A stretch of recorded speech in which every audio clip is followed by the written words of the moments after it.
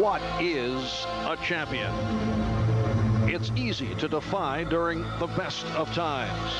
But when you're down and struggling and desperately searching for answers, well, these are the times that test true champions. Do you believe that some question whether Michael Jordan was focused enough for a three-peat?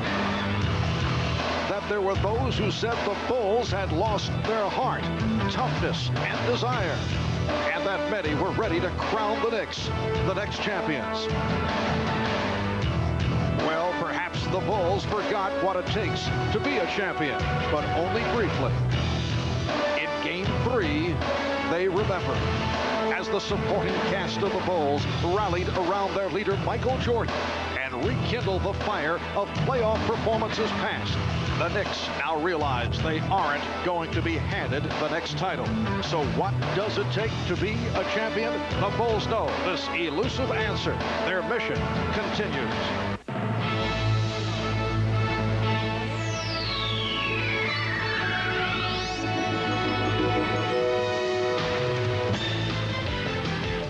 This is the NBA on NBC.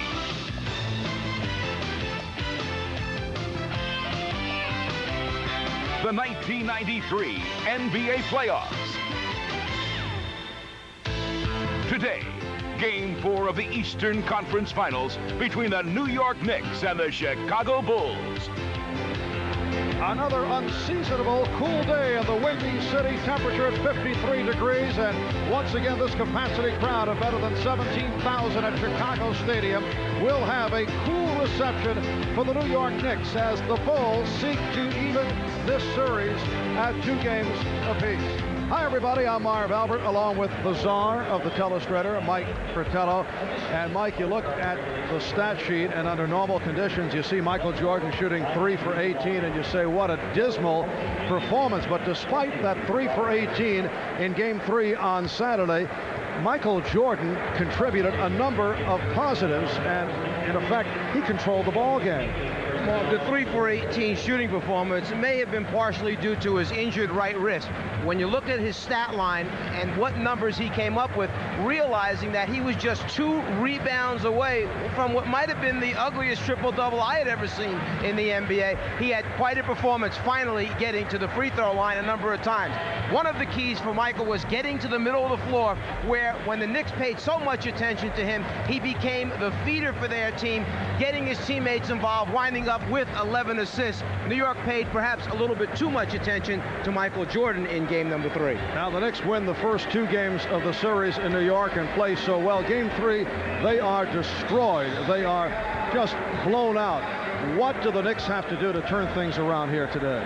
The entire season, when you talk about New York, you would think of a 2-pronged attack.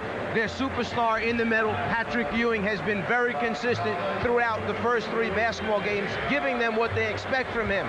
The other prong that you think of is John Starks. And as the series has gone on, starts out with a big game 1, 25, only 2 points in the first half of game 2, 10 in the second half, and then fades to just 8 in game 3.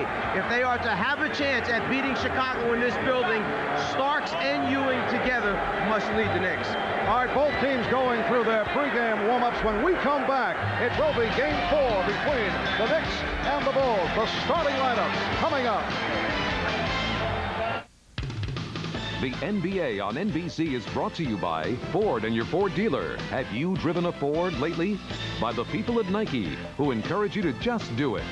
And by Valvoline Motor Oil. People who know use Valvoline. Good afternoon, ladies and gentlemen. The Chicago Bulls welcome the world's greatest fans to the Chicago Stadium. Today's Game 4 of the Eastern Conference Finals is between the New York Knicks and your Chicago Bulls. Now for this afternoon's lineup. First for the visiting New York Knickerbockers. At forward from Pittsburgh, 6'10", Charles Smith. A 6'9" forward from Virginia Union, Charles Oakley.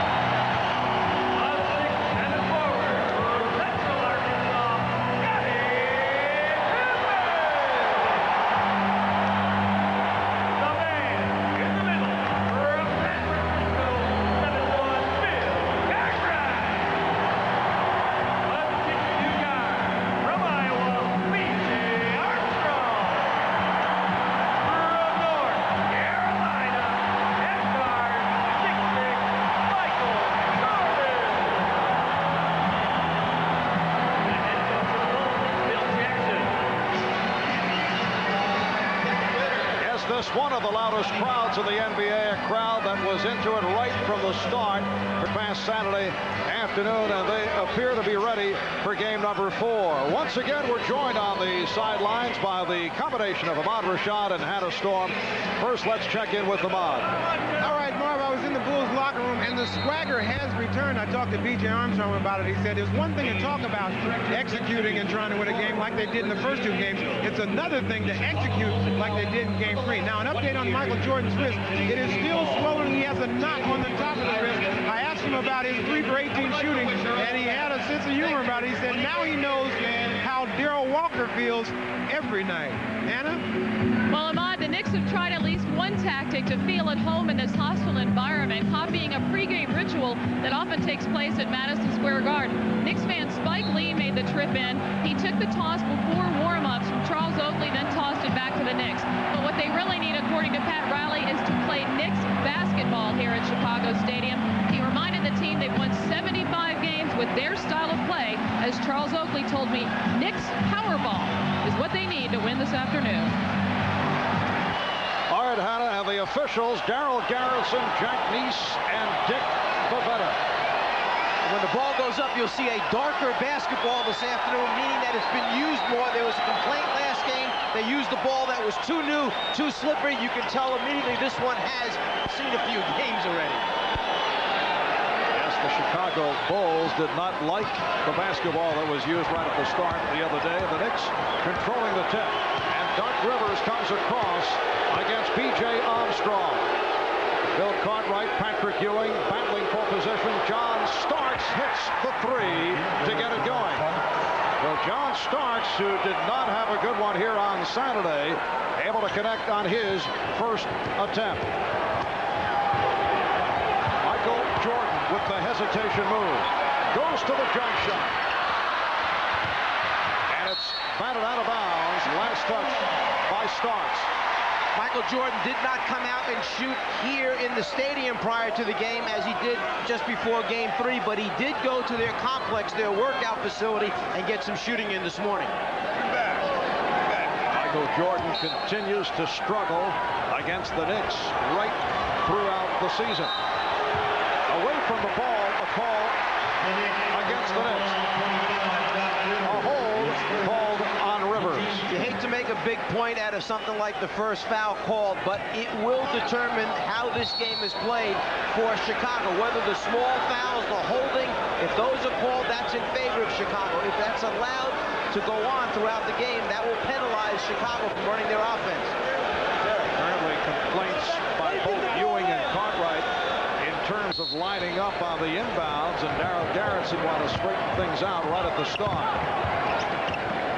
Horace Grant says that sprained ankle feels even better. Here's Jordan. So he is off for 2. Cartwright threw the layup, but he was hit from behind. Foul committed by Charles Smith, who got into early foul trouble on Saturday. Spoke to Bill Cartwright just prior to the game down in the Bulls locker room, and I had mentioned to him that we thought before game 3 he was going to be the big factor for them. He did not have a real good game 3. He said this afternoon will be my turn. He stayed up last night watching an isolated tape of his play against Patrick Ewing. In other words, the camera just focused on those 2 the entire game to see what was going wrong with him, why he was having problems, not only the offensive end, but trying to stop Patrick Ewing. He thinks he found something out. It's the fact that Ewing has kept him off balance with forearms to gain space between the 2 bodies on the entry passes. He wants to adjust that. And in the past, Cartwright has been very successful against Ewing in keeping him out of proper position. They double up on Starks. Here comes the trap, and the Knicks cough it up.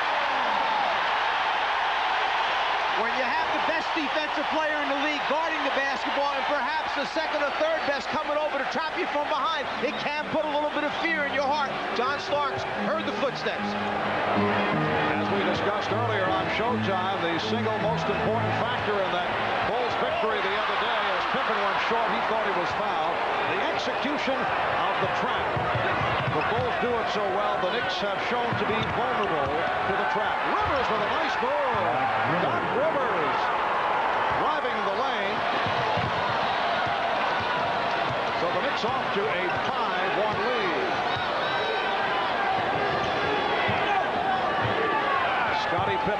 terrific game in game number 3. Rejected by Smith. Cartwright recovers. Shot clock is at 5. And Cartwright to the sweeping hook. Starks pops it down. Good play by Smith to keep it alive.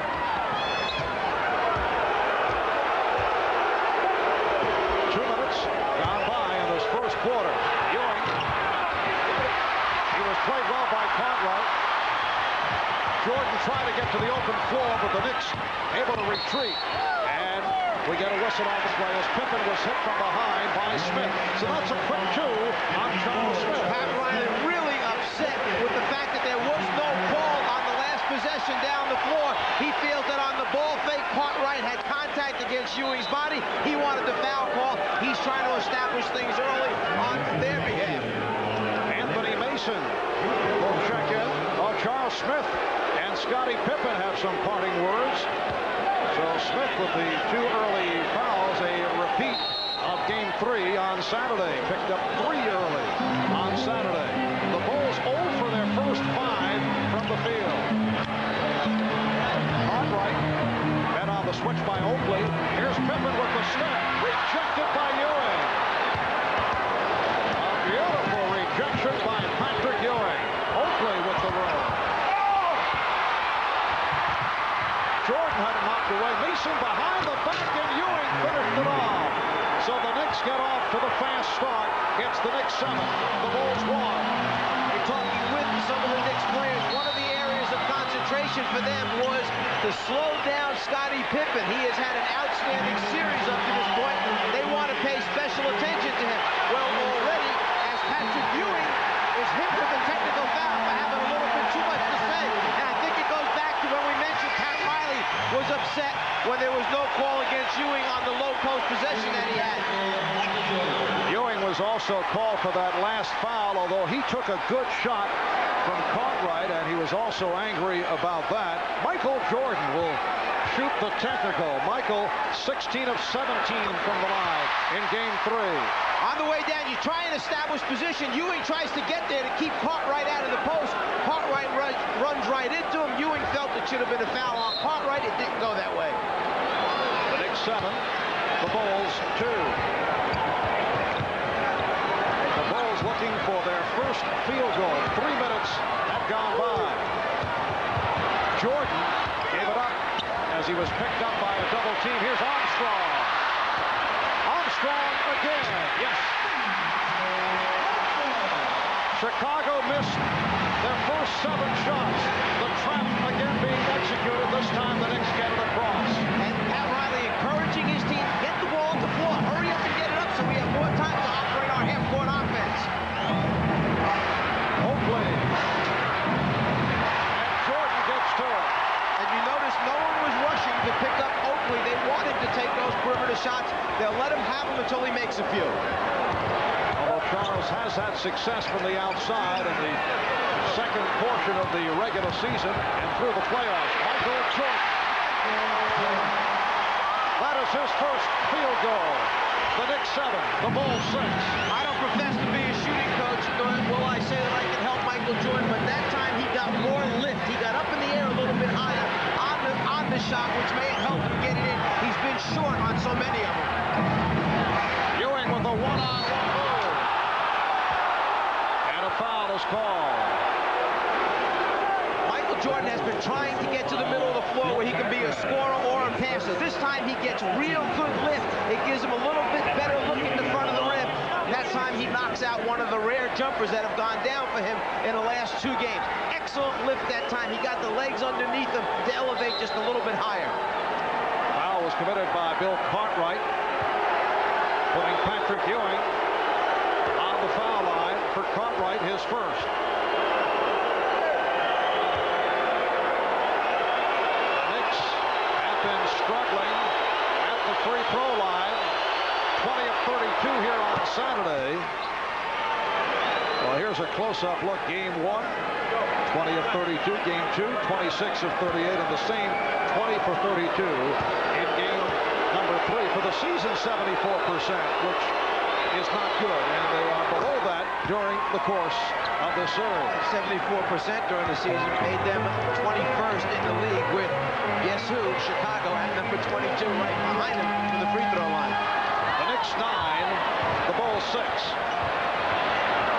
Grant from deep. Horace Grant turned it around in game 3. He's been bothered by the sprained ankle. Got into the offense very early, which delighted Phil Jackson. But he's so important in the Bulls' trap. That's where the sprained ankle is of great significance. They need Grant hanging back in the trap. Starks again. And John Starks with a three-pointer and a two. Starks gambled on the overplay. Jordan knocks it down. That's a three-pointer.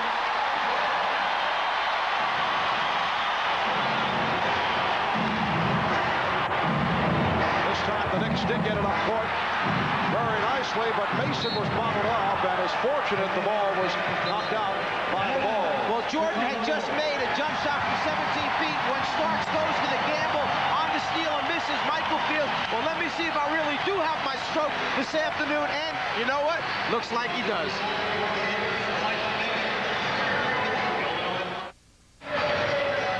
Well, back in game 3, Chicago was able to succeed with a host of open perimeter shots sparked by the likes of John Paxson and B.J. Armstrong. We asked Pat Riley what adjustments will the Knicks make for this afternoon. Their ball movement and our overall ball pressure, which is the key to our defense, is the key. If their ball movement beats our ball pressure, then they're going to get all the shots they want. And it has nothing to do with what they're executing.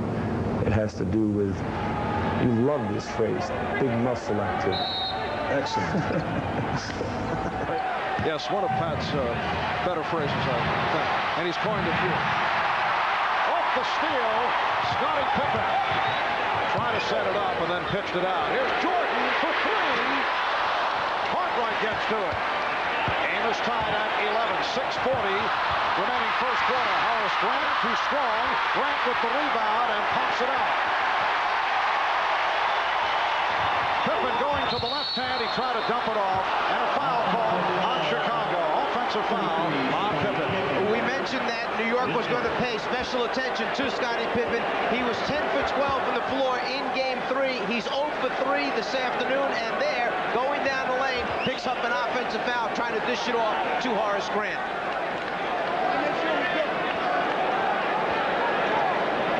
The Bulls will stay to the pressure here as Anthony Mason gets set to inbound. If you're Phil Jackson, you may have had a little bit of concern with the way New York came out, wondering whether or not your team, on just how strong New York was not going to try to be today. You hope to hold them off and come back with a little rush of your own. They did that. They settled back down. I'm sure he feels much better now. Mason. Anthony Mason, who has the good touch from the baseline, has given the Knicks a 13-11 lead. Starks brushed off on the pick, allowing the open shot for Jordan. Here comes Starks, Armstrong back. John Starks. And it's handled by Jordan. Pippen, nice play, Grant. Finished it off. So Jordan missed the first shot. His man Starks ran out. B.J. Armstrong coming for him in the backcourt. Starks misses, but Jordan gets the rebound and then kicks it up court to get a transition score for his teammates. Ewing, yes, and it counts. The Knicks lead 15-13, and Ewing will go to the foul line. A 2-on-1 situation. Pippen takes the defensive player Ewing to him, and then at the right time makes the right pass. In the low post, Cartwright, the only guy that Chicago feels can play Ewing straight up. That time called for a little too much hands-on action. So that is number 2 for Bill Cartwright. Patrick Ewing so consistent during this series. He's now 2 of 3 from the line. Even with the Knicks' poor play on Saturday, Ewing 7 for 13, 21 points, but really did not hurt the Bulls. At times forced out of position by Cartwright, and the game was put out of sight in the third quarter. Pippen on a pull-up. Grant able to keep it alive. Jordan. Yes. Michael Jordan off to a good start, showing signs he has 8 points. I'm surprised that with 2 quick fouls here on Bill Cartwright, Phil Jackson remains with him on the floor, has not gone to a substitution, either Scott Williams or Will Perdue. I don't know if they can afford to have him get his 3rd here in the first quarter. Charles Oakley laying it home to give the Knicks a 2-point lead. Scottie Pippen has opened up 0 for 4. Coming off the 10 of 12 in game 3. Jordan. Well, that wasn't a good shot, but he feels it. And also, I think he felt he was going to get a whistle that time for getting pushed on the hit as he went up for it. That's why, rather than dropping it off, he sent it towards the rim. Game tied at 17. Ewing changed his mind and threw it away, but it may have been deflected. Yes, it will be Nick Ball. Jordan's trying to get to the middle of the floor. There, I think he felt a little shove at the last second, knocked him back. He turns and looks at the official as if to say, isn't there any call coming? But I think he'll settle just for the basket in that case. Michael is 4 of 8. He has 10 points. The Knicks and the Bulls are tied at 17. Starks. 4 minutes remaining in this opening quarter. Marv Albert, Mike Fratello, Amon Bershad, and Hannah Storm from Chicago. Game 4 of the best of 7. Knicks trying to take a 3-1 lead. The Bulls hoping to tie the series at 2. Armstrong for Cartwright. And again it's Grant. Oh, Horace Grant owns the offensive backboard. The Bulls 19, the Knicks 17. Mason given the room. Oakley missed the tip. Oakley hit the deck. Bulls leading for the first time this afternoon. Jordan. Yes. The Bulls by 4. 21-17. You mentioned that Horace Grant owns the offensive backboards. He has 3 offensive rebounds already here in the first quarter. He only had 3 combined for the first 3 games. A timeout called by the Knicks with 3:05 remaining first quarter. The Bulls with a 4-point lead. Horace Grant with 1 of those offensive rebounds. Horace also 3 out of 4 from the field. And how about Michael Jordan bouncing back from the 3 of 18. He's hit 5 of 9. He has 12, and he is on fire.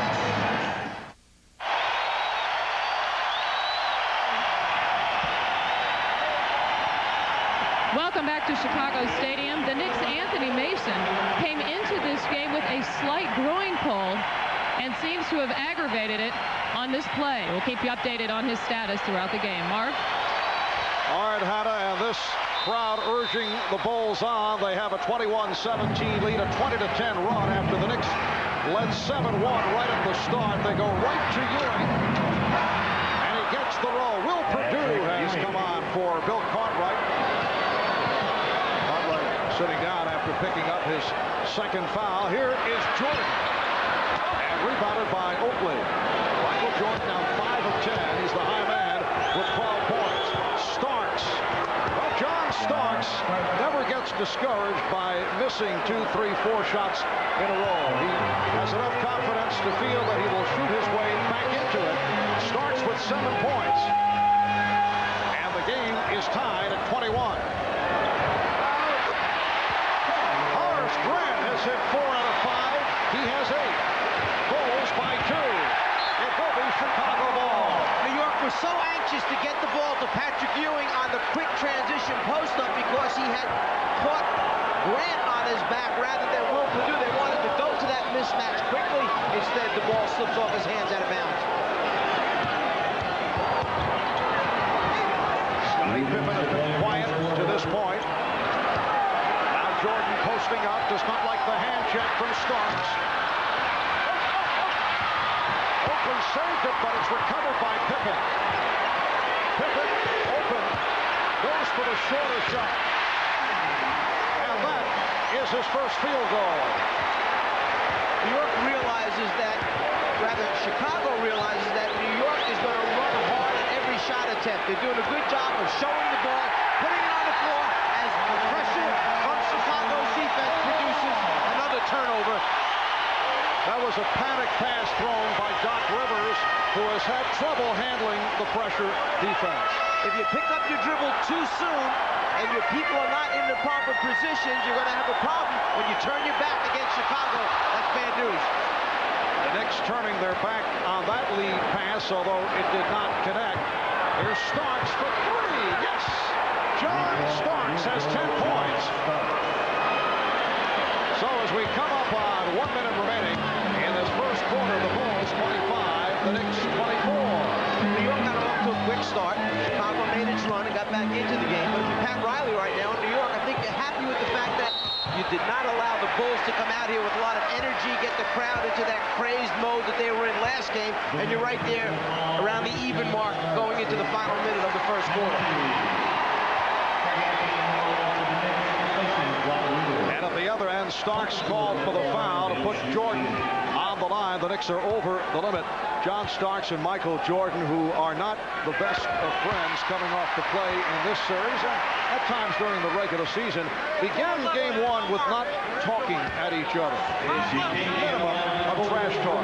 Began to heat up a bit in game two, and in game three, we saw that melee break out that led to the departure, the ejection of John Starks, but I don't think they've said a word to each other, at least to this point. You know, it was interesting, the near melee in game three, when we talked to Starks yesterday, he said, I don't really know what he was saying. And then when Ahmad spoke to Michael Jordan just prior to the game, I asked Ahmad, what did Michael say that was going on? And Ahmad said, Michael didn't know what was being said. So the two of them were ready to fight. Nobody knew what the other had said.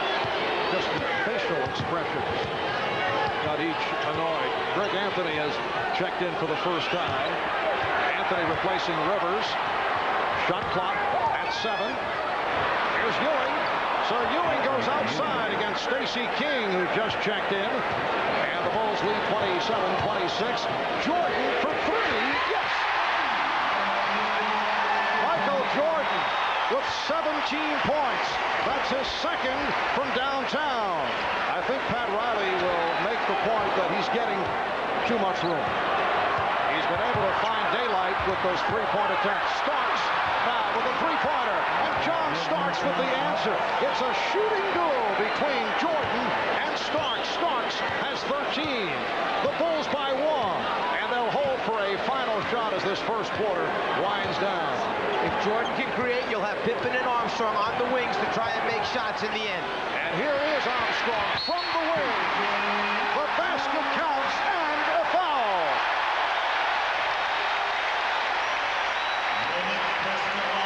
Greg Anthony called on that personal. When you feel it, like Michael Jordan does this afternoon, you have the confidence to come down in transition and take a three and make it.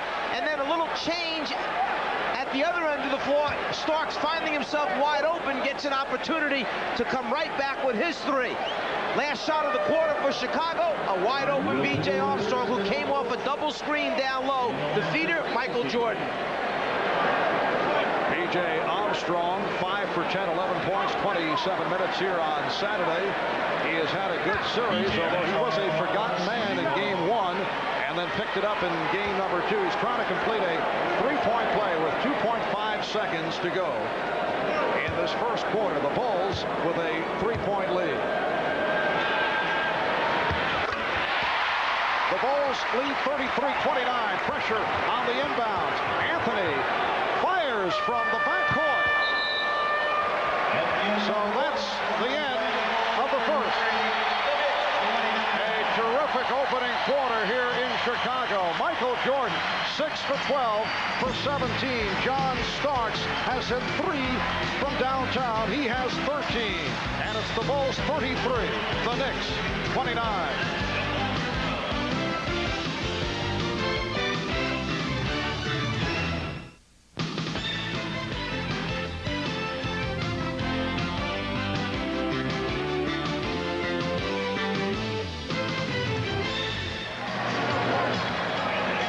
In our Open this afternoon, we mentioned that for New York to compete, they had to have both factors, Ewing and Starks, involved if they were going to have a chance. Well, right now, those two players have scored 23 of the 29 points for the New York Knicks. And is it a concern to the Chicago Bulls? Well, that's an isolated camera that will follow John Starks around the entire afternoon so that they can give that tape to all the players that will guard him during the course of a game. I had mentioned earlier that Cartwright took his tape home last night of his play against Patrick Ewing. A little concerned by Chicago about John Starks, so a couple players will get a tape this evening.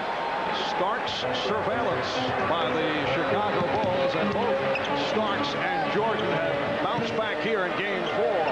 Substitutions for the Bulls. Trent Tucker, John Paxson, Scott Williams come on for the first time, and they find the open man, Tucker, for 3.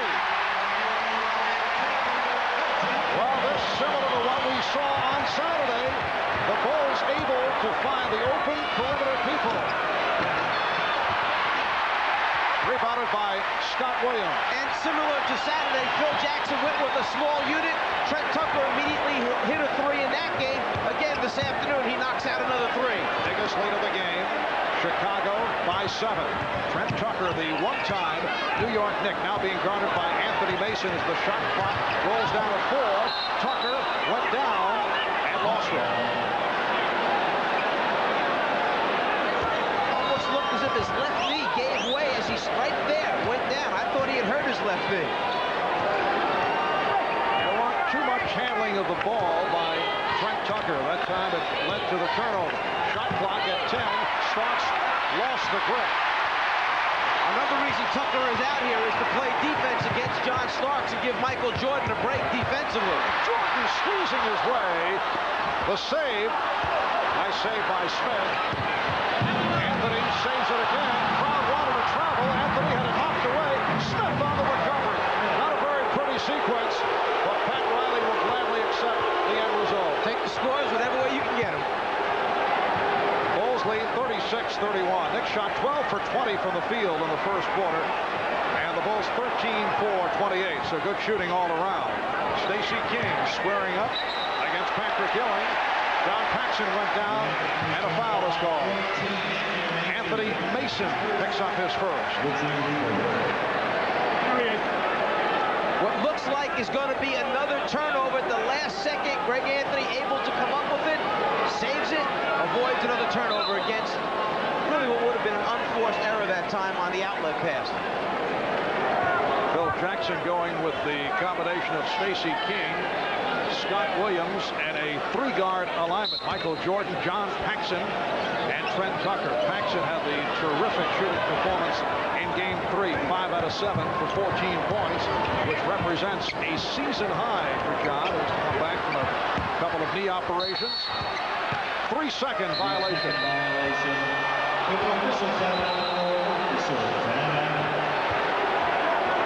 a timeout has been taken.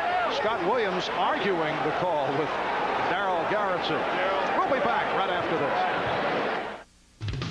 The NBA on NBC is brought to you by Jeep and Eagle, official vehicles of the NBA. By cold-filtered Miller Genuine Draft. Get out of the old, get into the cold. And by the employee owners of Avis. We try harder. Welcome back to Chicago Stadium. Game 4 of the Eastern Conference Final. The Knicks leading it 2-1. Back in game 1 at Madison Square Garden, John Starks with 25 points. Knicks in command off the boards, and they win 98-90. In game 2 in New York, Charles Oakley had the solid all-around performance. The Knicks with that good run in the third quarter. They won 96-91. And this past Saturday, as the scene shifted to Chicago, despite the 3 for 18, Michael Jordan did have 11 assists, 8 rebounds, and he led his club to the victory. Scottie Pippen also had a big game, 10 of 12 for 29. Michael now sitting down. Pippen has returned. 2 minutes gone by in the second. The Bulls 36, the Knicks 31. Mason posting up on Williams. Anthony Mason to the fadeaway for his second field goal. And the Knicks are now within 3 points. Paxson guarded by Anthony. Tucker being played by Starks. Here's Pippen getting inside. That's his second field goal. Chicago 38, New York 33. Trent Tucker is a very good defensive player, and he is now going up against John Starks.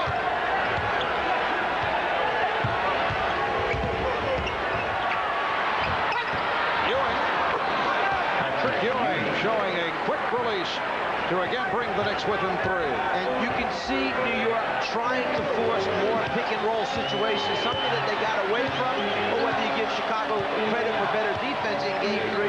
New York didn't use the pick-and-roll as much in Game 3. They're back to it here this afternoon. Nice tip by King. So Stacey able to follow up on that initial shot from the baseline, and the Bulls lead 40-35.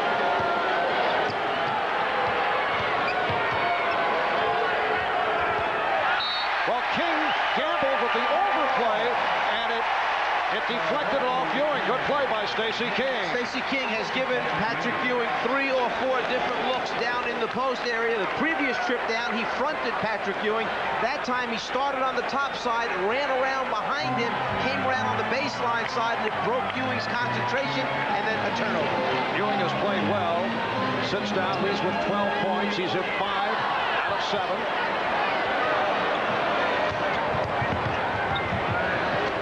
Anthony not allowing Paxson any room at all. Here's Scott Williams. Rebounded by John Starks. Starks picking up on the dribble as he was met by Pippen. And Greg Anthony fires up an air ball. Change up, give a different look down in the post. King, who comes around on one side, then runs around to the baseline side.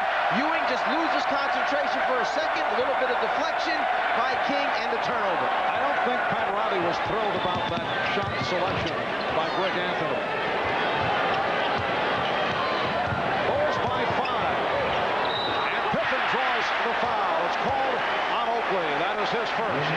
And I think Charles Oakley felt that he had held his ground. It was Pippen that had come into him and initiated the contact. If you ask Charles Oakley, he probably would say there should have been no call at all.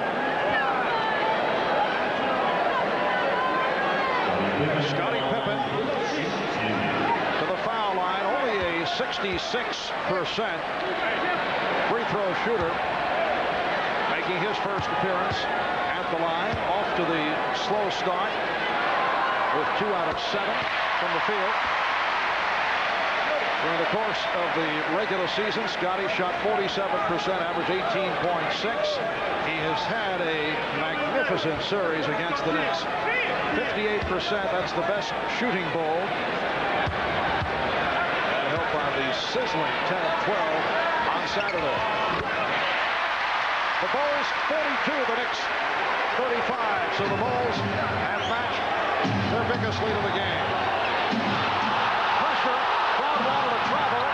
Smith for Oakley, and a foul called on King. New York wants to attack the Chicago pressure. They are producing about 4 to 5 easy scores in the first 3 games. What they need is somewhere between 8 and 10. Is that a travel? He does pick up the back foot as he takes the step. Scott Williams tried to assist the officials a little bit. New York lucks out and gets away with it. Oakley gets the free throw attempt. We're not seeing the same kind of relentless pressure. Phil Jackson turned it on Saturday, and it kept going through most of the first half, which is very unusual to go that long. Right here, he's using it the way he did the last couple of years. He's turning it on and off. Sometimes it's the situation that allows you to get into your press, whether or not it's coming off a free throw, how many free throw opportunities you get, whether it comes after a transition score, and you can quickly jump into it from there. So opportunities sometimes present themselves in different ways at different times. The Bulls lead by 5. Make a suggestion perhaps to Pat Riley to go 7 on 5 in practice as you did with the Atlanta Hawks. Pat Riley's team did practice last week using an extra man, actually 6 against 5. He anticipated that they'd see a lot of pressure, trying to make it a little bit easier, that overload principle, make it a little bit easier come game time. And again, pressure, Pippen, and Paxson trying to double up, but this time Mason back to help. And a traveling violation is called. Riley, that that time, turn to Oakley and just take it up strong right away. Stop with the pump fakes, initiate the contact, get to the foul line. You throw too many fakes, the 2-on-1 situation, the recovery by Grant, up, up, up. Instead of going right away, the travel takes place. Go up strong, go up strong. That's what the coach is saying. 5 minutes gone by in the second quarter. Chicago with the ball at a 5-point lead. Pippen with the step, through the foul. Yes, and it counts.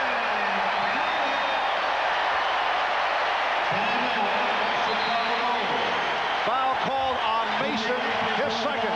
Pippen uses the left shoulder to get a little space from Mason, then fades away at the last second. He has such big hands, just as we saw in Game 3. Left shoulder dip, get some room on the fade, just like Game 3.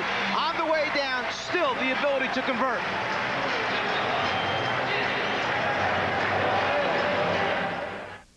Ahmad Rashad back at Chicago Stadium. Now, Michael Jordan, who has made a habit of serving up jump shots here in the stadium, has taken it a step farther. He's now serving food in his new restaurant called What Else?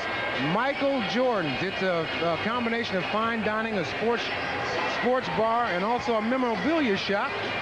Over the weekend, it's been up to about a 4-hour wait, but Charles Oakley of the Knicks went in the other night. Michael, being the nice man that he is, allowed him to go in and served him, well, not personally, but he allowed him to eat. Charles said he had a great time there, but he's not having too good of a time here today. Marv? All right, Ahmad, yes, Charles Oakley, 14 minutes, only 1 rebound to this point. He has been averaging almost 13 a game in this series against New York and has only 1 team. And in fact, Chicago holds a 16-10 rebound advantage to this point. They were getting beaten by almost 9 rebounds per game by New York, so that's got to be a big plus for them and make Phil Jackson a little bit happier with their work on the glass. Scottie Pippen not able to finish off the 3-point play. Once again, the Knicks facing the trap. Bulls with a 44-37 lead, 6:40 remaining first half. Good work by Smith off the double team to find Mason, and the Bulls now lead by 5. Pat Riley diagramming that hard dive cut to the basket from the top of the circle. Whenever Chicago double teams, they've been very effective finding that man whenever they get to that point. Scott Williams stripped by Horace Grant was right there, and Horace has hit 5 out of 6 for 10 points. The Bulls 46, the Knicks 39. Anthony and Starks at the guards. Mason, Oakley, Smith up front. Mason, rebound Oakley, rebounded by Pippen. Here's Paxson looking for the jump shot, but picked up on the switch by Mason. Paxson was looking for the mismatch. It's Anthony guarding Pippen down low. Shot clock at 4.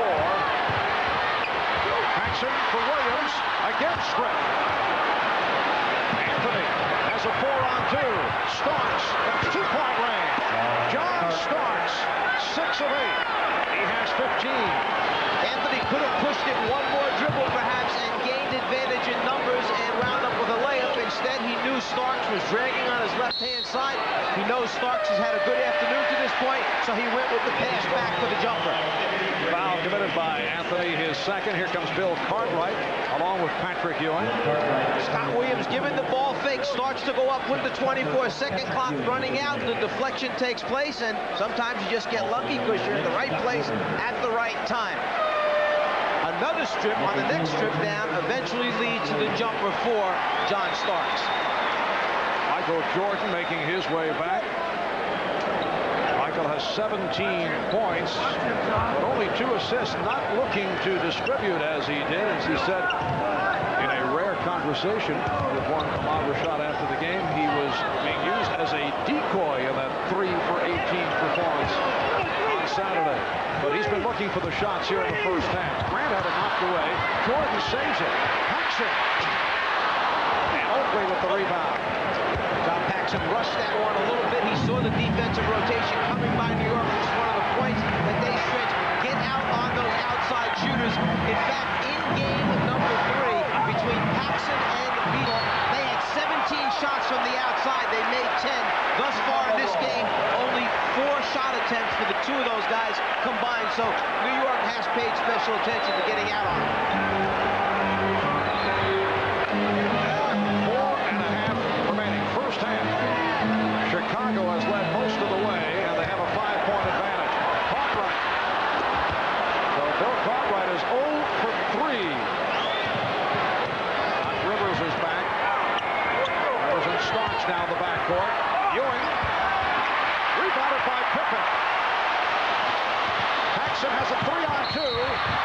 to Pippen. Look out. Dick Pavetta with the foul call against the Knicks.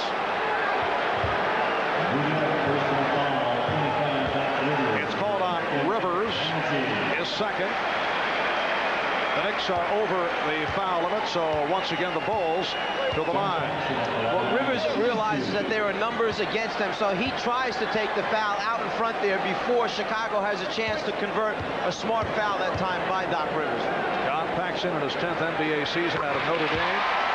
Spent 2 years at the start of his career with San Antonio. This is 8th year with Chicago, making it back from surgery on his left knee. Played in only 59 games during the regular season. And we saw the deadly stroke return in Game 3.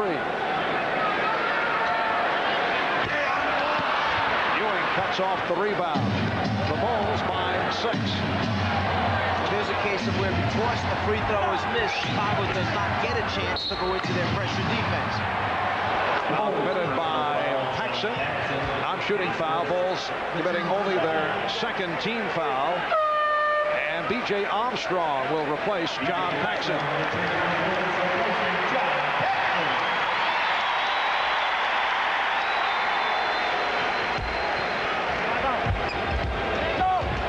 Oakley setting the screen. And Rivers able to utilize it. Cartwright with the rebound. Oh, what a play by Oakley, but Cartwright recovered, although Cartwright thought he was fouled.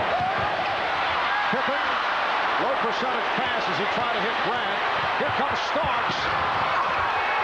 John Starks accelerating to bring the Knicks within 4.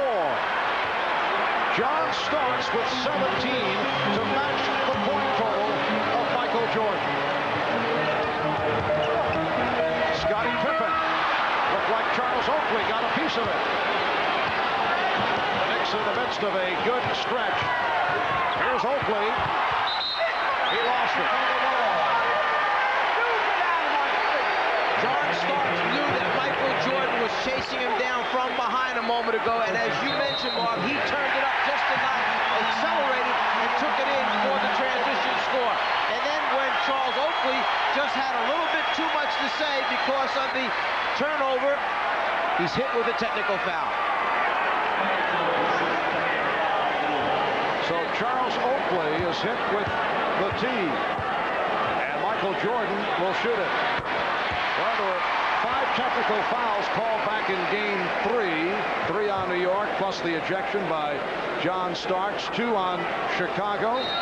As you see, Oakley did not like the call. So the technical total, 6 for Chicago and now 7 for the Knicks, including an illegal defense back in Game 1.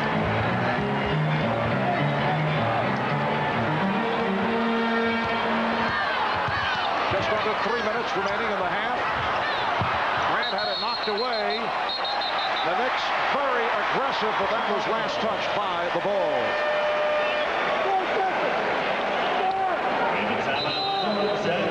And the Knicks now call for time. 2:52 remaining. First half. The Bulls have a 5-point lead.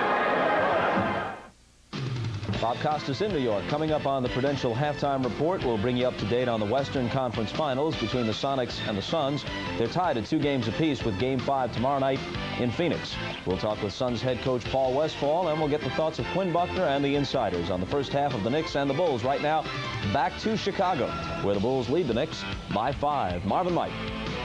All right, Bob, just a moment ago, it looked like Doc Rivers injured his neck, although had a storm check with the Knicks bench, and apparently Doc, at least he says he's all right, and he is moving back onto the court. Yes, and on Saturday, we mentioned the fact that New York was running into screens, not by design on purpose, but as the coaches will tell you, when good screens are set, sometimes you just wind up in the middle of somebody's body, as happened with Rivers' head that time. Horace Grant with the shot clock running down, and Horace has had the touch. He's 6 for 7, 12 points. Armstrong applies the pressure on Rivers. The Bulls lead by 7 with 2 minutes, 35 seconds to go in this first half. Starks just threw Smith across the floor to set a pick. It's heating up a little bit right now physically. They are banging into each other, setting hard screens, and making screens defensively as they're trying to get over him. Michael Jordan going to the baseline. Yes. 20 points for Jordan. Michael Jordan's a little upset right now. A moment ago, there was some real hard contact as he tried to set a screen. He didn't particularly like it. Pat Riley wants a 20-second timeout call. The Bulls have taken a 9-point lead. It's their biggest lead of the game. Look at Pat Riley. He is upset. In the face of Anthony Mason, this has occurred on several occasions during the course of the regular season. Pat usually holds it within, but when he explodes, the player's well aware of the point being made, and Mason has heard it from Pat several times this year. As a coach, you've got to get your point across. You try it a number of different ways. Sometimes the message, as you try and do it delicately, doesn't get there, so you try and send it another way. You must realize the importance of this moment, this situation. It's got to be done the way everybody has agreed to do it. You have to be on the same page. That's what Pat Riley's trying to tell him.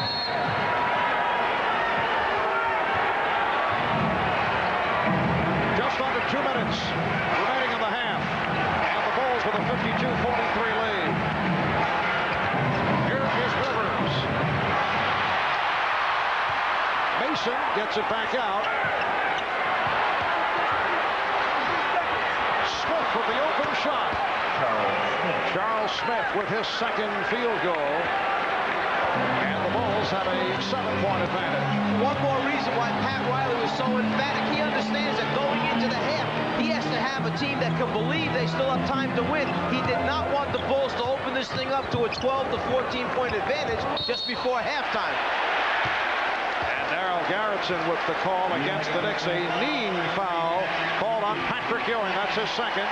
Let's go back to a few moments ago. I said Michael Jordan was mad because he had set the screen, and Mason, trying to stay with his man Grant, tried to send the message to Michael Jordan: don't screen me from the backside where I can't see you, or else you're going to receive the blow. That time Jordan not too happy about landing on the floor.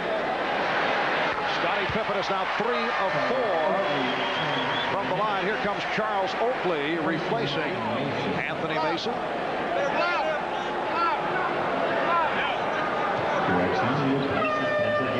And now a change. Patrick Ewing will depart. And Mason remains. Scott Williams back on the floor. Bill Cartwright has not scored. He does have 6 rebounds. Ewing sits down with 12. The high man for the Knicks.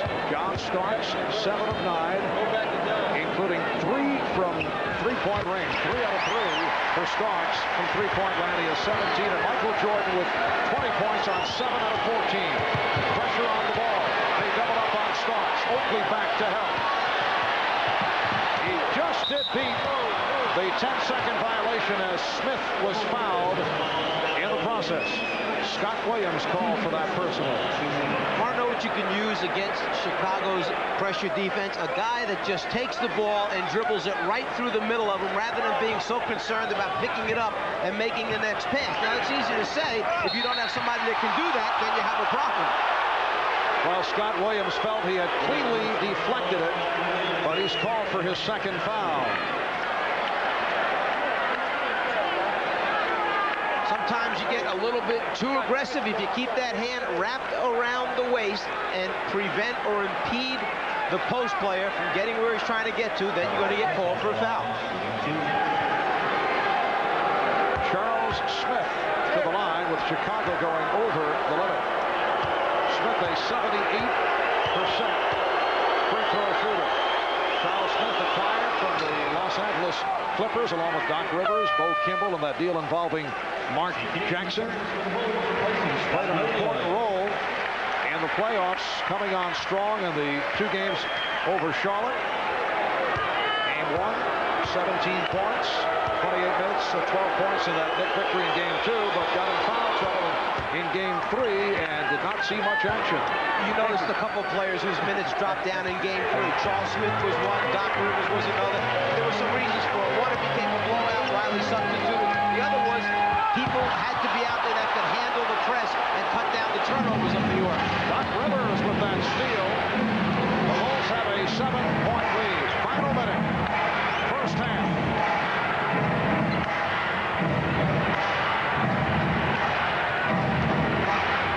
Shot clock at 6. Smith. Oh, Charles Smith. Now 3 out of 3. He has 8 points, and he's brought the Knicks within 5. New York has done a very good job of maintaining their cool. Michael Jordan launches another three-pointer and hits it. And I was just saying, New York has done a good job of maintaining their cool, getting it right back before the half, where it's a manageable number. Third three-pointer for Jordan. He has 23 points. Mason. And he was pushed. Mason with the drive along the baseline. Foul by Grant.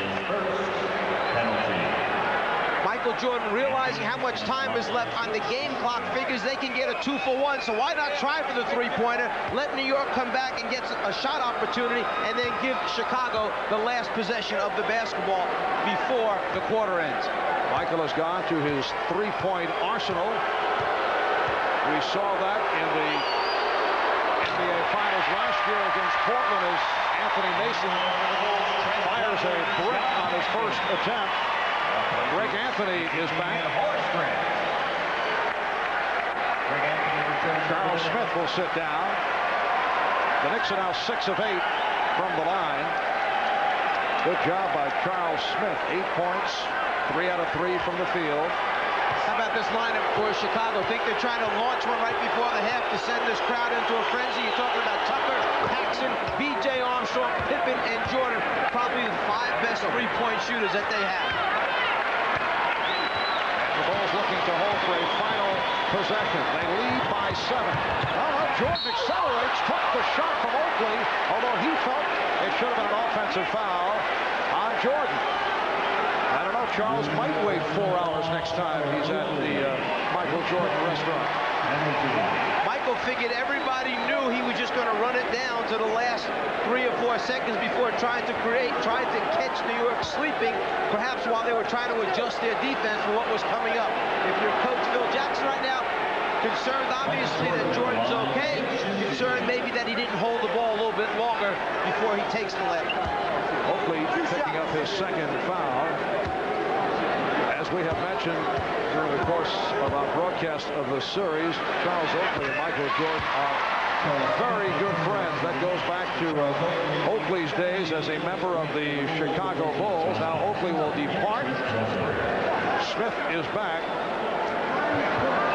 The Bulls seeking to tie this series at 2. And the Knicks looking to jump in front 3 games to 1 with game number 5 coming up Wednesday night at Madison Square Garden in New York. We'll bring it to you 9 o'clock Eastern time right here on NBC. Pressure by Chicago. Down to 7 seconds in the quarter. Starks with a bullet for Mason. What a play. John Starks and Anthony Mason combining. The Bulls now lead by 7. 2 7/10 seconds remaining in the half. And that pass deflected out of bounds by Starks. So Chicago will have it in front court with 2 1/10 second to go in the first half. They may adjust the clock. New York put 4 ball handlers on the floor, figuring that when the pressure was going to come, they wanted to have somebody that could make the play happen. Well, Starks makes it happen by penetrating into the heart of the Chicago defense, and then a great cross-lane pass on a look-away to Mason, who converts. And then on the ensuing inbounds pass, a 3/4 court pass, as Jordan was trying to hold off Starks, they were trying to throw over the top, a lob type of effect, only from 3/4 court. The deflection by Starks. Chicago uses up its 20-second timeout and trying to get a good shot off here with 2.4 seconds remaining. Yes, they did adjust to 2.4. Bulls gaining 3/10 of a second. On that deflected pass, Pippen will throw it in. Chicago up by 7 with halftime looming. Bob Costas and the Prudential halftime report coming up. Pippen inbounds, gets it to Jordan, who turns and fires. And Jack Neese blowing the whistle. He called a foul.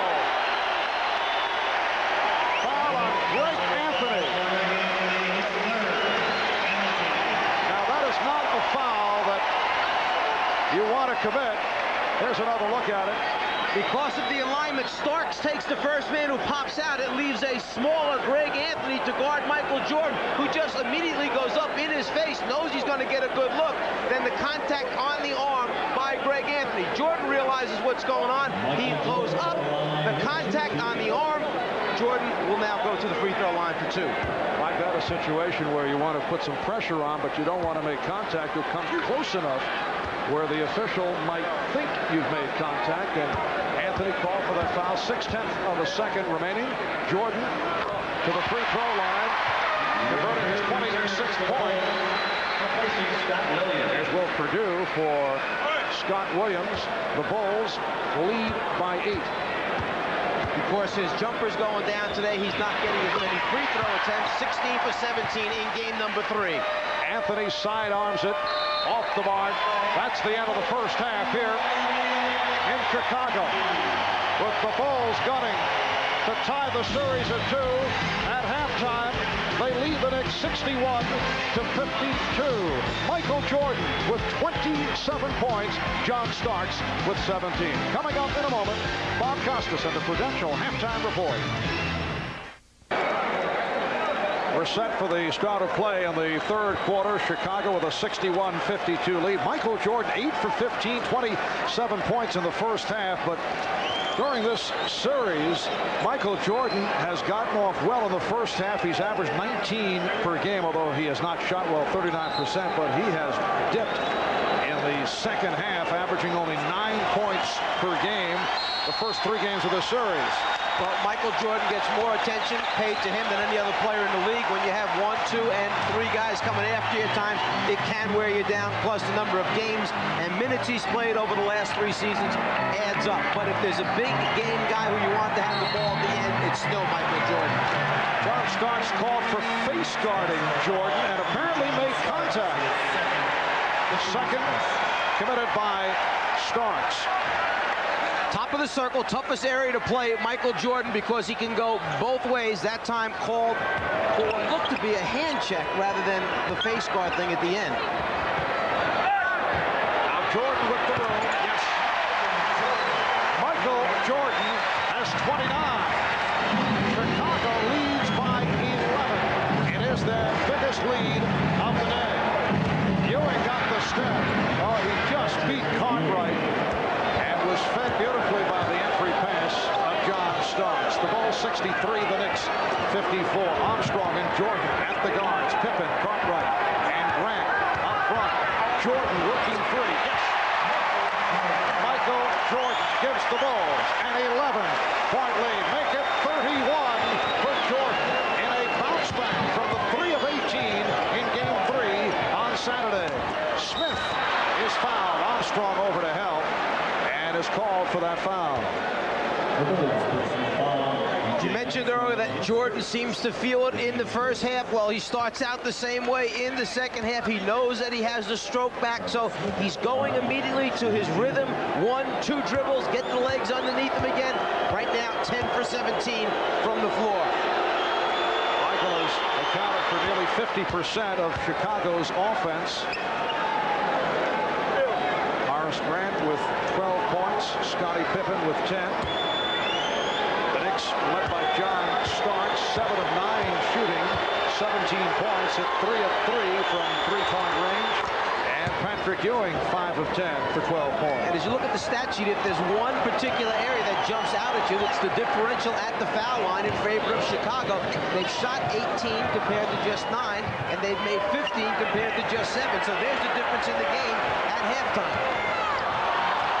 Aggressive defensive work by the Knicks on this sequence. Shot clock at 5. Pippen. He thought he was fouled. Oakley rebounds. Here's Starks pulling up for 3. Smith hustles it down. And Jordan knew he was going to go up for that one. He ran out at John Starks to get a hand up and challenge on the shot.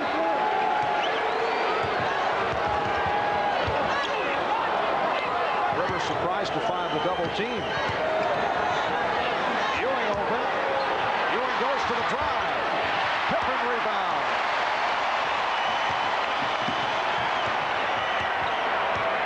Nice move by Starks, cutting Jordan's move Jordan trying to put the ball on the floor to the right.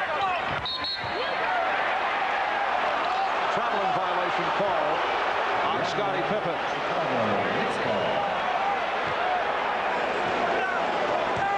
Patrick Ewing has missed 4 of his last 5 shots. Started strongly, but has not been a presence. But the one player I think has to assert himself a little more is Doc Rivers. Not only run the show, but he's got to get some points as Chicago comes up with the steal and now gets into transition. Jordan, Pippen saved that pass, gets it to Armstrong. And it will be Knicks ball. I was mentioning Doc Rivers, who in the first half played 16 minutes, 1 for 3 for the floor, only 1 turnover. The key guy for keeping New York in its tempo as the pressure from Chicago forces another turnover on the inbound pass. Oakley and Starks talking it out. Settle down. Let me do my job. You do your job. Get back under control. This crowd can tend to take you out of things quickly. Little intramural squabble, which we have seen from time to time on the part of the Knicks off that inbounds pass, facing the pressure. So the Knicks turn it over. Chicago with another opportunity. 3 minutes gone by in the third. Michael Jordan has come out shooting here in the third quarter. Nice setup. Grant from Pippen. The Bulls by 11. Realize that it's not Chicago just having a great first half, shooting almost 49% against the league's best defense.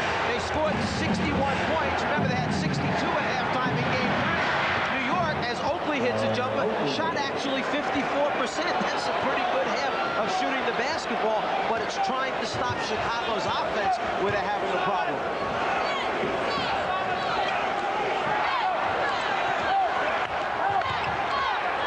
Jordan changed his mind. Shot clock at 5. Jordan stopped by Ewing. And Dick Pavetta with the whistle. Foul call on Jordan. That is his first. Jordan got himself pinned in the corner. New York kept coming at him. The big arms of Ewing stretched out there. Jordan trying to reverse it back out to his teammate. Turnover, and then the foul. And Doc Rivers was having trouble against the trap, and a foul called on Armstrong. Doc has been an enormous spark in the playoffs, offensively and defensively. The hero of the clinching Game 4 in Indiana. 21 points at 4 from downtown. Played well against Charlotte. He's hit a number of clutch shots during the season, but has not been able to get going the last couple of games against the Bulls. Charles Smith. Oh, what a move by Smith. The rebound and then connecting on the reverse. Smith has 12. The Bulls now lead by 7, and Phil Jackson wants to talk it over. Timeout taken with 8 minutes remaining in this third quarter.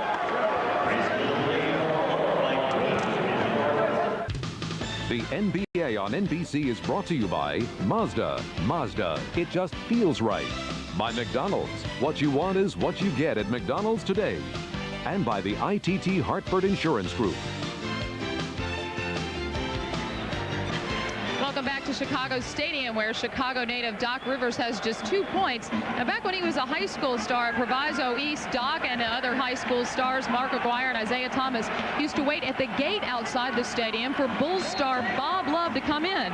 When he would enter through the gate, they would yell, "Butterbean, Butterbean, get us in the game." Love would sneak him in and sit him up in the rafters. To this day, Rivers still considers a Bull, Bob Love, his childhood idol. I'd had a Bob Love.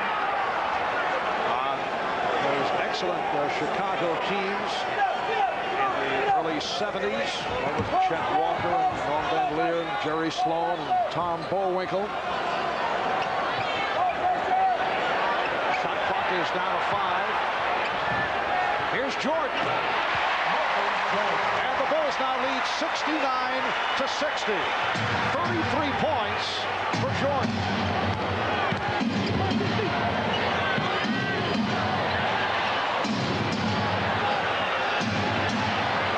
7:20 remaining, third quarter. Smith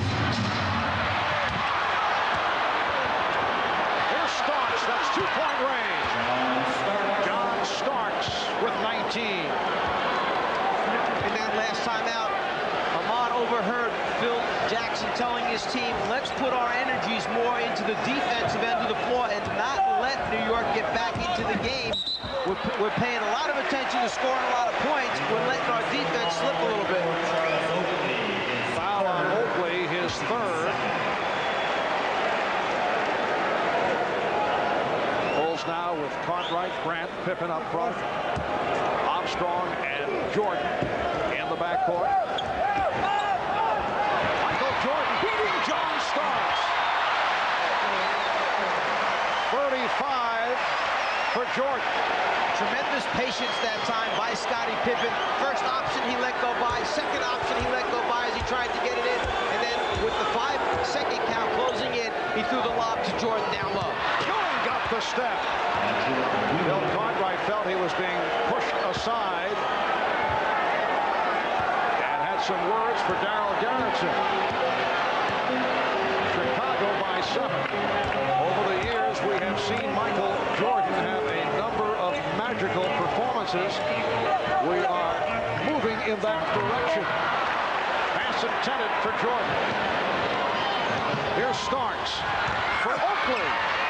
Nicely done. And the Knicks are within 5 with just under 6 minutes remaining in this third quarter. The crowd wants to see one of those surges, which normally is spearheaded by Chicago's defense. The crowd has been relatively quiet during the last couple of minutes. And then in contrast to the sound of the crowd here on Saturday, Cartwright is fouled. Fouled by Ewing. That's 3 on Ewing. A few moments ago on the inbound pass, Pippen with the ball, looked at the first option, nothing. Second option, nothing. Then he winds up throwing the lob pass inside to Michael Jordan. Cartwright, no. Jordan, reverse, lob over the top for the score.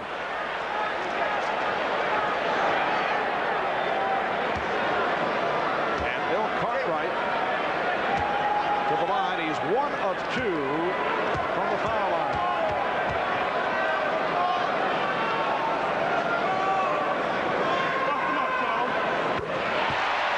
So the Bulls now lead 72-66.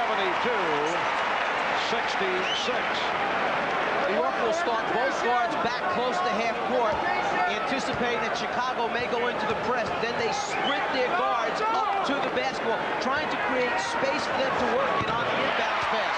Here goes Rivers on his way up. There's the cross by Starks as they inbound with relatively little pressure.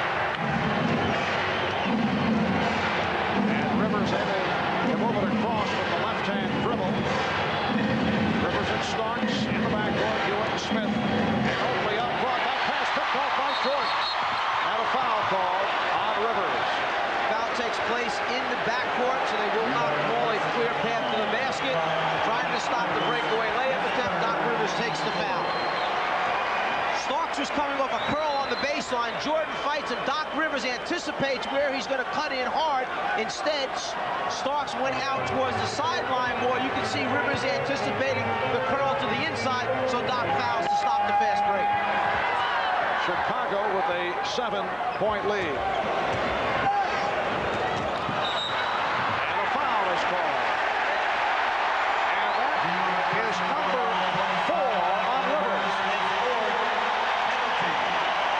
Doc Rivers, who had the turnover at one end, does what all coaches want you to do. Go back and make up for it at the defensive end. What he's not happy about is he feels the call is taking away from the aggressiveness of the Knicks. He gets in the passing lane, and you know what? I agree with Doc Rivers on that. He was there. He had stepped up. He had caused the deflection. He was on his way for a score. No need for that foul call. Just let it go.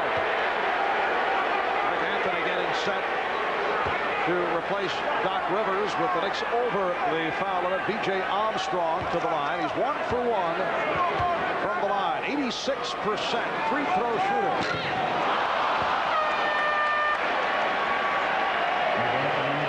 So Rivers will sit down. 4 on Rivers, 3 apiece on Ewing, Oakley, and Anthony. While the Bulls in good shape. 2 apiece on Cartwright, Armstrong, and Williams. Rivers only 1 field goal, 1 of 3 from the field. He was 1 for 4 in game number 3. So when Rivers has struggled, so have the Knicks. Here's the pressure. Hopefully not the man you want handling it, although he got it down for Starks. Offensive foul.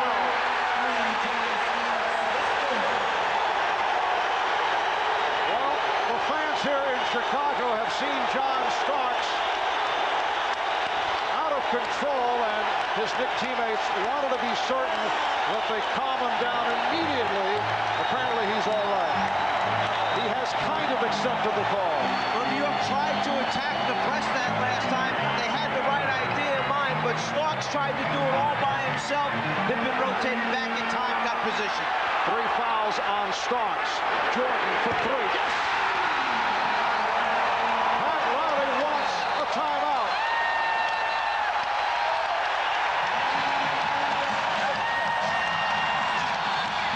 Michael Jordan with 38. The Bulls by 11. The pitch-ahead pass against the pressure. Starks determined to get to the front of the rim. Pippen is there, both feet down, established position. Starks not real happy with it, almost. Loses it once again. His teammates get him back under control in time. Already they have Rivers in trouble with fouls. They need Starks in the game. Then after foot faking and getting some space, Jordan gets a clean look and again hits a 3.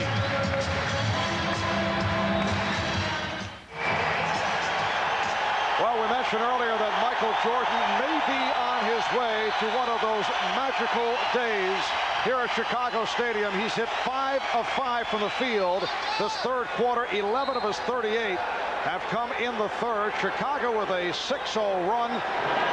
They've hit their last 4 from the field. Pippen called for the foul. The Bulls now have matched their biggest lead of the game, a margin of 11. The most points ever scored against the Knicks in playoff competition. Sam Jones of the Boston Celtics, March of 67-51, and Michael Jordan had a 47-point game, May of 89. He has 38 and counting right here. Yeah, and Scoop Rashad just came out of that last time out and told me that's exactly what Phil Jackson reminded the team of, is that don't rely on Michael's heroics alone. Get back into the half-court offense, run the set so we can get some stuff for other people off of the attention that Michael's drawing. That is the other side of the picture, as opposed to distributing the ball during his 3 for 18 game on Saturday when he had 11 assists, only 2 assists here today. Good play by Pippen. Oakley is there to put it away. Pippen blocked Ewing. Ball 77, and the Knicks 68. 4 minutes remaining in the third. Grant and Starks gets to it. Starks and Anthony in the backcourt. Ewing, Oakley, and Smith up front. And a foul is called, and Jordan is upset. He claims he was kneed. Jordan picks up his second. Michael Jordan takes pride in his defense. He feels that time that the leg by Ewing stuck out there prevented him from getting over the top of that screen. He doesn't like the fact that Ewing put the right leg out, in his opinion. Now, in the official's opinion, Ewing's going to shoot 2 free throws. Doesn't matter what Michael thinks. Ewing 3 out of 4 from the line, a 72% free throw shooter. Well, no talk today of that injured right wrist. Michael Jordan, 13 of 20 from the field for his 38 points. 3:45 remaining in the third. Chicago 77, New York 70. The Bulls hoping to tie the series at 2. Jordan played well by Starks. Jordan for 3. Making 41 for Jordan. Pippen with the steal. Armstrong for 3. The Bulls 80 and the Knicks 70. If BJ puts that one in, it might have been curtains. With this crowd getting into it, that might have finished them right there. It will be Chicago ball. Michael Jordan in the third quarter, 6 for 6, 14 points, 14 of his 41. 41 of the Chicago 80 points. Here's Jordan, and he'll go to the line. One of the keys for Chicago is to get to 100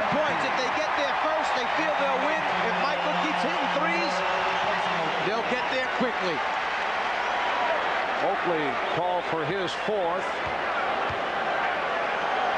It's not as if John Starks is a guy who struggles defensively. We're talking about a player who is on the second all-defensive team and who plays Jordan very well. Hand checks him, makes it difficult, but Michael has been unstoppable here today. Yeah, there must be a reason why Jordan has led the league for 7 straight seasons in scoring. So he has an ability to do remarkable things with the basketball at the offensive end. Doesn't matter who's playing him, how hard you work. Sometimes he gets in one of those zones, and that's where he is this afternoon. He has 43. The Bulls lead by 12. 2:05 left in the third. Starks.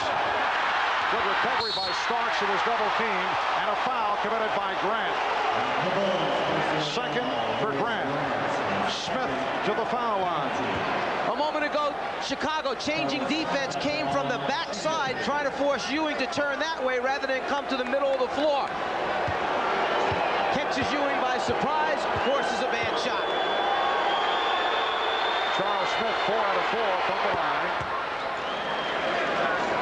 13 points for Smith. The Bulls and the Knicks will meet in Game 5 Wednesday night at Madison Square Garden. We'll be on 9 o'clock Eastern Time right here on NBC.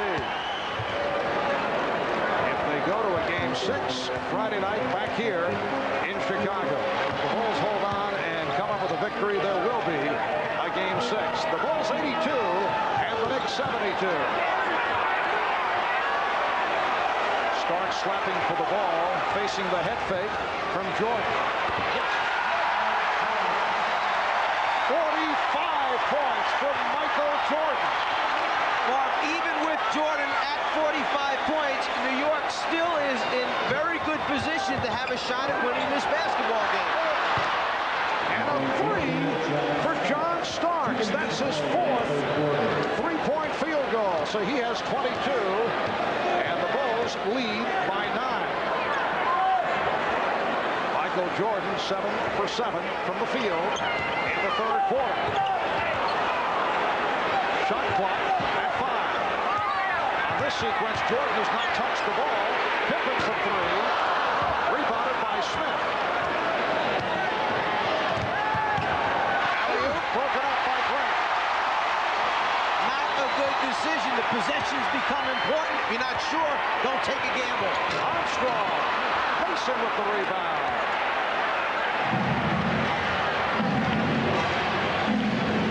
The Bulls with a 9-point lead. We come up on 1 minute to go in the third. Starks was open. Starks for 3.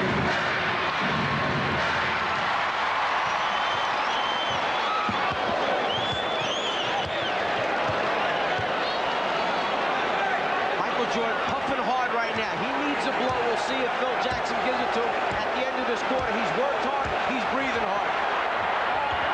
And his shot went short. It will be New York ball. So that's the first miss of the quarter for Jordan, who has scored 18 of Chicago's 23 here in the third quarter. When they're leaning over, tugging on their shorts like that, you can tell that they're fatigued. That's why Jordan's last shot was a line driver. He didn't have the lift, the strength in his legs. He needs a blow right now from Coach Phil Jackson. Foul committed by Pippen. His third. Both teams are over the limit. The most points ever scored in an NBA playoff game, 63 by Michael Jordan. Against the Boston Celtics, April 20th, 1986. He also once scored 56. That was against Miami in the playoffs last year. But as you say, despite the exploits of Jordan, who has scored 45, and we still have 29 seconds to go in the third quarter, the Knicks have managed to hang around. They are down by only 8. Yes, Pat Riley's done an excellent job of calling timeouts, controlling the tempo, shuffling players in and out, and getting the message across that you have to take certain holes and stands along the way, not to let this thing open up as it did back in Game 3. They've done an excellent job of that. They're within striking distance going into the last quarter. Mason with 11 points. The Knicks are down by 7. Michael Jordan now sitting down. John Paxson, Trent Tucker have checked in. Here's Pippen. Tucker gets to it. And a foul is called. Knicks try to trap Tucker. Foul on Mason, his 3rd. And again, the Bulls to the line. Almost looked as if Trent Tucker, when he got over in the corner after chasing it down, wanted to call a quick timeout with just 17 and a half, 18 seconds remaining. He knows he's in trouble. Timeout, timeout. Instead, he gets a foul. So he's really happy now. He didn't use a timeout up, and he gets a couple free throw opportunities. Trent rarely goes to the free throw line. 18 to 22 from the line during the season. There's Scott Williams replacing John Paxson. Phil Jackson in his offensive-defensive shuffle. 17 and 5/10 seconds to go in the 3rd.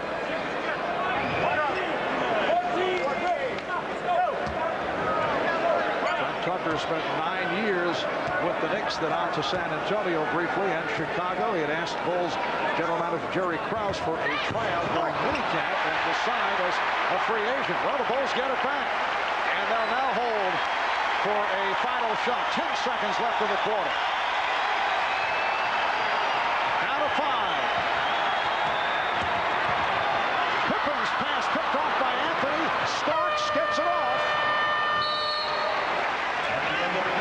After 3, the Bulls 85, the Knicks 77.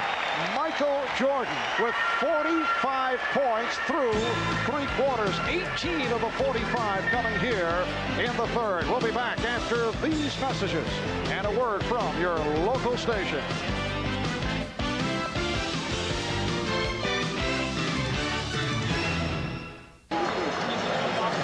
From all of us here at NBC Sports, we hope you're enjoying this Memorial Day around the nation. Marv Albert, Mike Fratello, Ahmad Rashad, Hannah Storm from Chicago Stadium.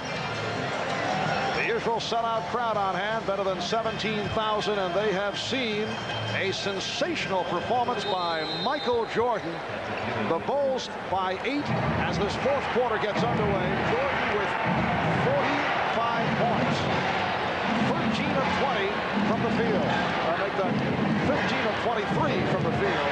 And he had 18 of his 45 in the 3rd. It counts, and the foul.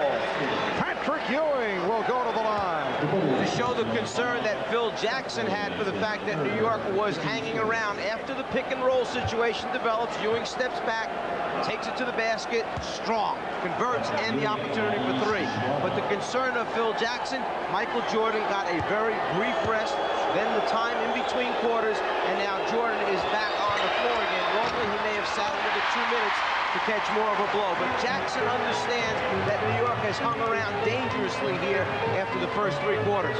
And the downside, as we touched on earlier, the fact that the rest of the team not able to get into it.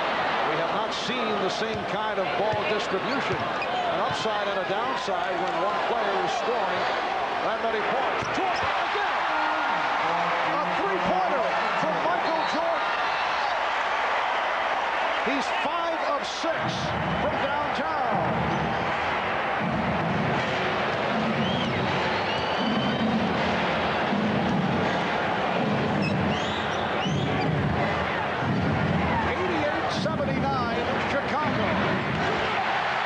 Jordan knocked it away. Here's Jordan for 3. Michael with 48 points. And again looking to do it from long range. He's 5 for 7 from 3-point land. Paxson off another turnover.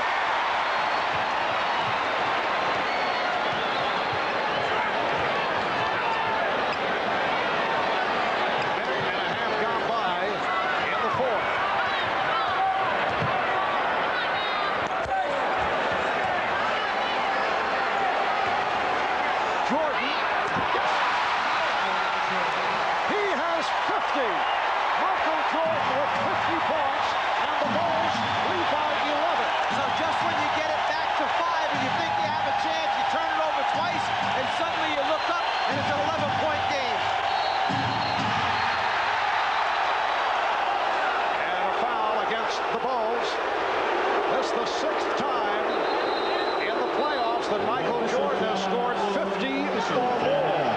The idea is to make him put it on the floor so he can't get his feet set, make him try and beat you off the dribble. So the first time he sticks it standing still, the next time after one quick dribble, he gets enough room to still elevate and get a shot.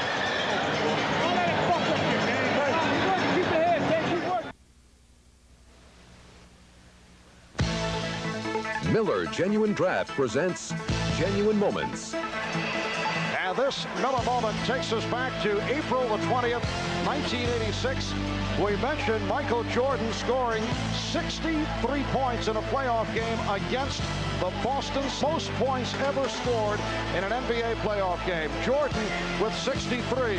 He has scored 50 thus far today. In recognition of this moment, Miller Genuine Draft will donate $1,000 to the Thurgood Marshall Scholarship Fund. And Michael Jordan matching the 6 3-point performance. Tucker nearly picked it off. Michael Jordan matching the 6 3-pointers of a year ago in the NBA Finals against Portland. So Jordan has hit 6 of 8 from downtown.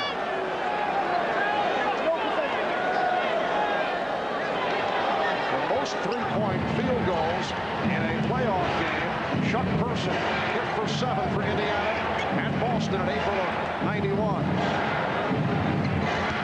Here's Mason battling inside. Anthony Mason with a strong move. He has 13, and the Bulls now lead 90-81.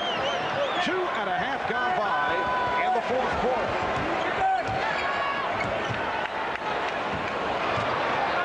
Tucker for 3. And a loose ball foul is called. Everybody wants to jump on board and be associated with Mike. Well, how about this little rascal right here camping up on top of Michael's head during the last time out? One of the teammates just trying to help Mike out a little bit.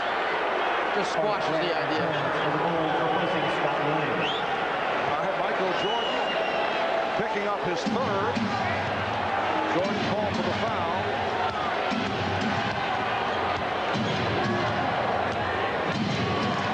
They try to double up on Rivers.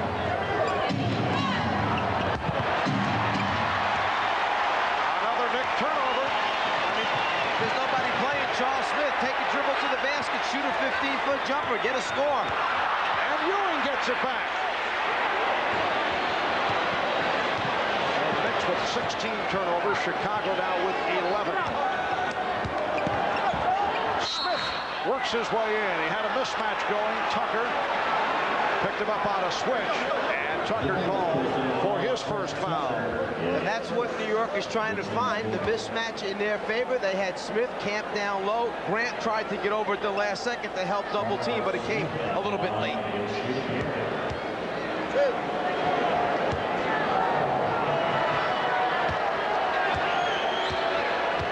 Charles Smith, 6 for 6 from the line.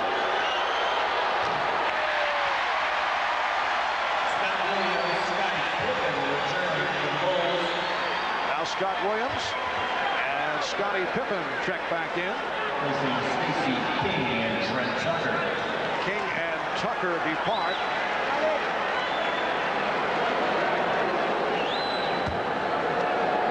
Charles Smith has 14 points. Patrick Ewing, John Starks, the high man for the Knicks.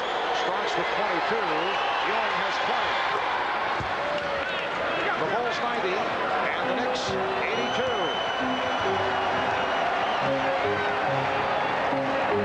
Now Jordan is being guarded by Rivers. Jordan trying to post up, but changed his mind. Good play by Starks. You see the difference earlier? Jordan had been operating on the outside, the perimeter, to get the jumper or come off the pick and roll. This last time down, they had him down in the low post area as part of the triangle offense. Shot clock at 7. Shot clock at 2. Williams is fouled by Ewing.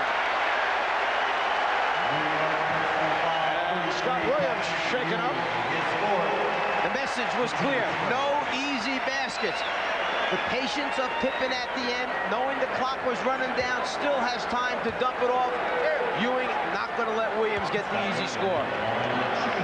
That's 4 So 4 apiece on Ewing, Oakley, and Rivers.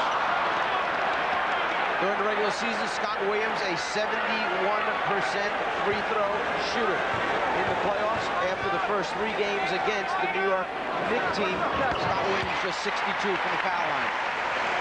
Bulls 91 and the Knicks 82.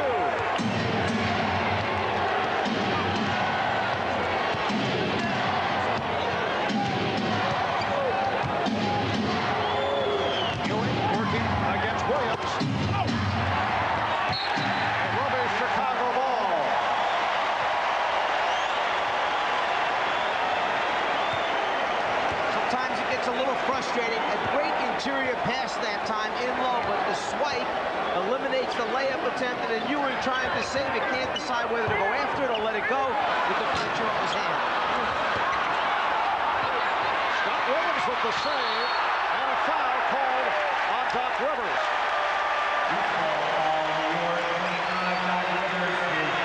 Number 5 committed by Rivers.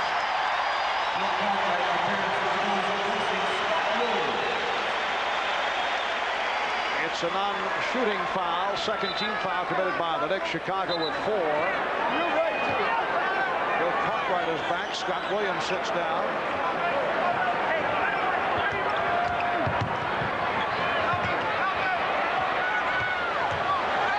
Here's Jordan. Will it count? No basket. Offensive foul. And that is number 4 committed by Jordan. He still concentrates enough to make this shot after it. 7.5 remaining in the game. The Bulls by 9. Here's Rivers. A tip by Mason. Anthony Mason has 15.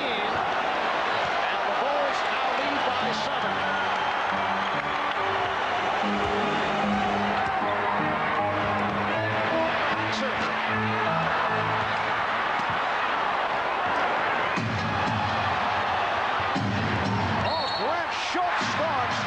Checked to see if Pavetta was not looking. Starks apparently slapped Grant, and that's what set Horace Grant off.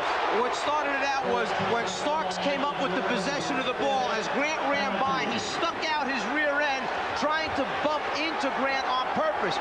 Grant didn't like the fact that he tried to cut his legs out, so as they ran back down a little bit further, Grant just kind of sent a little message to Starks, who almost retaliated. Play goes by, there's the little message right there that he didn't like what had just happened prior to that. Grant kind of waving him off, saying, don't mess with me. Don't do that. We're not going to buy that this afternoon. And a timeout call. We'll be back in a moment. The NBA on NBC is brought to you by Miller Lite, an official sponsor of the NBA on NBC.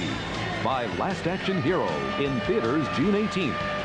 And by Toyota and their full line of quality cars and trucks. Toyota, I love what you do for me. How did the whole incident start? When Starks came up with the loose ball, a rebound, and starts to go up, he sticks out his rear end, cutting Grant's legs out from under him. Well, Horace doesn't like that, so he sends Starks on his way to the floor. Starks almost retaliates. Grant says, don't come over here and mess around with the big guys. Stay over there in the backcourt with the guards. And in the process, Michael Jordan picked up his 5th foul. So Jordan with 5, Williams with 4. Darryl Garretson getting the players together to try to settle it down. I don't know about whether they had the ears wide open. Did not appear that they were interested in hearing it, but Darryl did what he had to do to try to calm things down. Michael Jordan sitting down now after picking up his 5th foul. Jordan with 50 points in the game. Anthony Mason is 3 of 5 from the line. Last time Jordan fouled out, November 22nd, 91. Game at Seattle. And we have much time remaining, 6:58 to go. The Knicks, despite the explosive performance by Jordan, are down by only 6. You can see the Knicks pressure defense, getting up, getting after the entry passes now, more like the defense that they played in games 1 and 2 in Madison Square Garden. They've got the crowd silent right now, which is in their favor. Shot clock at 2. Armstrong. B.J. Armstrong getting the roll. He has 8 points. The Bulls 93. The Knicks 85. Starks and Rivers at the guards. Oakley, Mason, Ewing up front. Rivers playing with 5 fouls.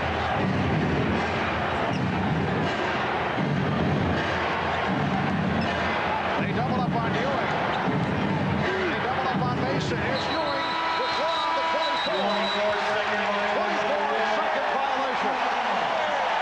New York tried to initiate their post pass by starting out with a pick and roll. Well, that used up a little bit of time. So by the time they got it down low, and then Ewing gave it up and stepped back outside again, he did not have time to get it off before the 24-second clock had elapsed.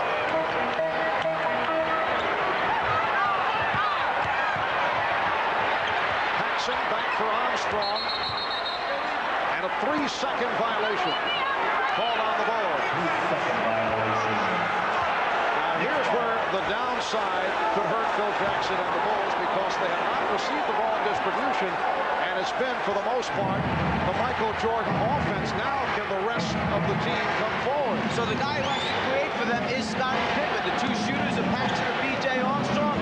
Grant needs to help on the offensive board, but their defense has to tighten up and not give New York any easy scores while Michael is buying time on the bench. Here's Mason. Well, the Knicks have had their opportunities. Scottie Pippen wanted to run, but the Knicks got back. And Pippen is blocked. Fouled by Mason. When Pippen secured that last rebound, he almost wanted to slow it up and walk it up, and Phil Jackson started waving him down the floor as if to say, hurry up, keep going. Watch Jackson at the top of the screen. He's waving his hand. Pippen turns and looks at him as if to say, what do you want me to do?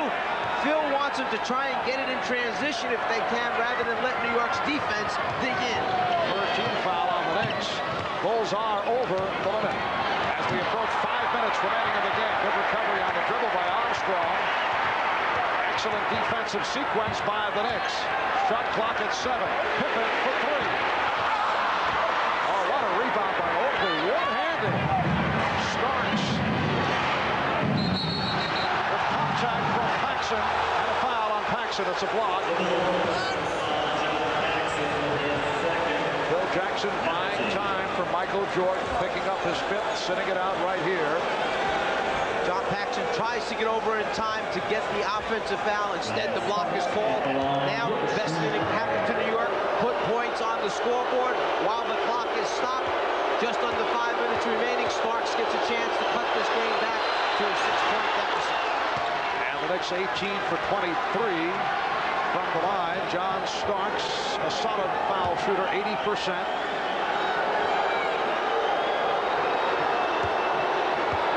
The Bulls lead by 7. It is down to 6.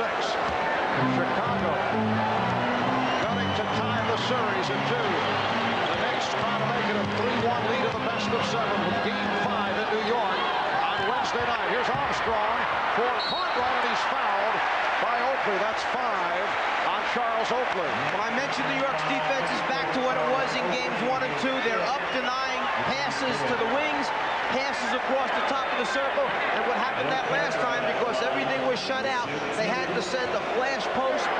Cartwright, their big man, coming up into the high post area to relieve the pressure. Then they start running their cuts from there. But they're very aggressive right now, overplaying all passes. Bill Cartwright had his problems at the foul line in Game 2 in the final minutes.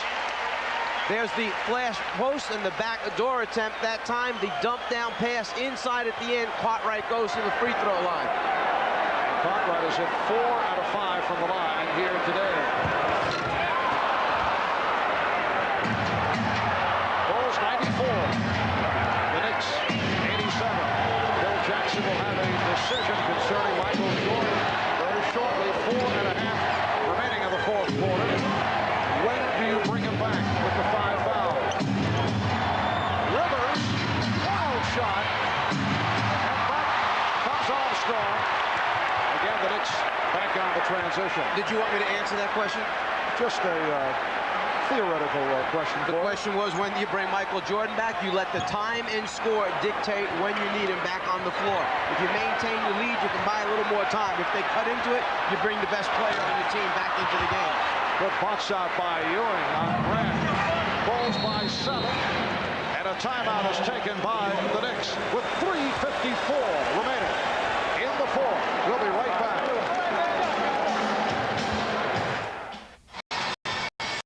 In game 3, we saw Starks ready to pivot at the top of the circle. Here, coming off the baseline screen. Again, Starks into the screen. Hurts his neck that time. He's on the bench with the trainer. Mike Saunders right now working on it. And Michael Jordan is getting set to make his return. A reminder, tomorrow night, starting at 9 o'clock Eastern Time, will be game number 5. Seattle and Phoenix are tied at 2 apiece. A convincing victory by Seattle yesterday. Some strong statements made by members of the Phoenix Suns. The upcoming schedule in the East series resuming at Madison Square Garden in New York. Game 5, 9 o'clock Eastern Time, right here on NBC. So Jordan is back. He's guarding Starks.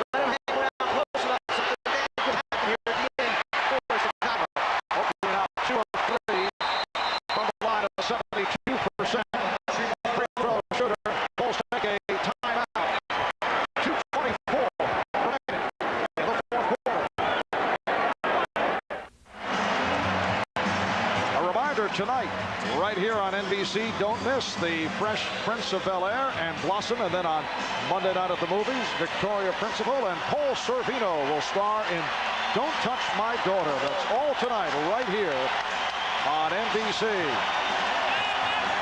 2:24 remaining in the fourth. Michael Jordan in foul trouble has had a low-key fourth quarter. He's missed his last 3 shots. He has 50 points, though. That is only one away from the most points ever scored in the playoffs by a Knick opponent. Sam Jones hit for 51 for the Celtics back in March of '67. But the Knicks hanging around despite this performance by Jordan. The Bulls lead 94-89. Charles Oakley at the foul line. He missed his first free throw. 2 of 3 from the line.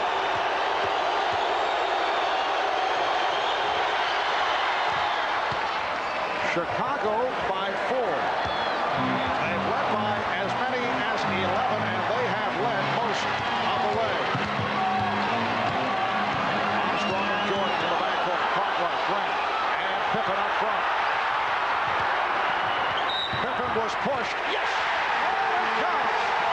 A huge basket by Scottie Pippen. Chicago had set the play up for Jordan in the post. He couldn't get anything going, so he cleared out, opening the side up for Pippen to drive right. Once he heard the whistle, it was just a matter of, let me get it up there. Maybe something good will happen. What happened was now a chance to complete a three-point play. Anthony Mason called for the foul. 13 for Pippen. Bulls 97, the Knicks 90. In a sense, you got a feel for New York. They worked so hard to get it back to a 4-point game, and then a Hail Mary shot winds up going in, and now they're back down 7 with just under 2 minutes remaining. Starks misfired on the three. Jordan with the rebound.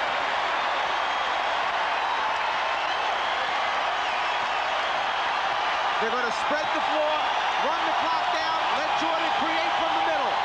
Here's Jordan on the fake. Yes!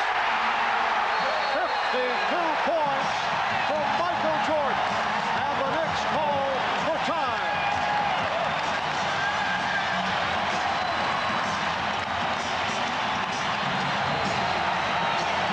When Phil Jackson opens his arms up out to the side, that means let the main man do his thing. That time, middle of the floor, all by himself. The ball fake gets Rivers in the air. He knows he needs a big basket. The team needs it. He likes it.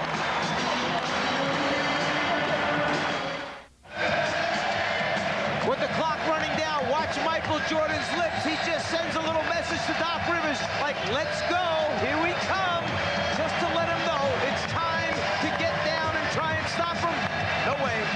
His show.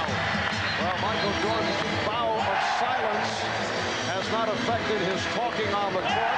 We've seen it from time to time, and Michael with 52 has scored the most points in a playoff game against the Knicks. Sam Jones, master of the bank shot, had a 51-point game in 67 as a member of the Boston Celtics. Jordan with 47 in 89 against the Knicks.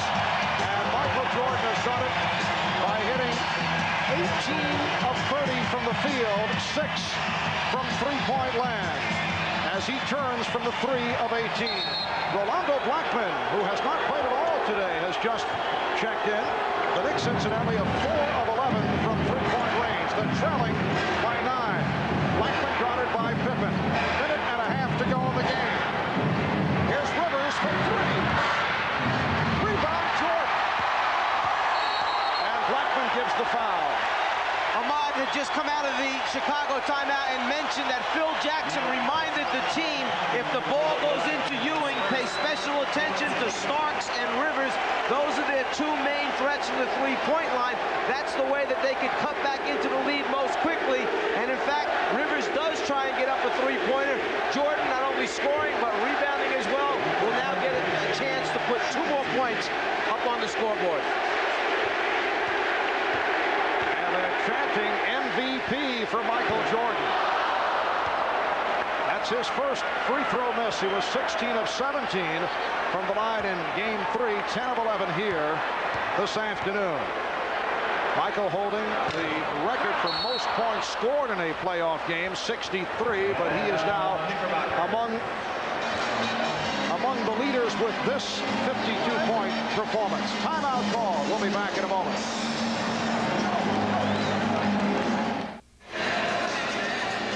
Well, from here on in, NBC's coverage of NBA playoff action will all be prime time. We'll be with you game 5, the Knicks and the Chicago Bulls at Madison Square Garden. That'll be 9 o'clock Eastern time on Wednesday.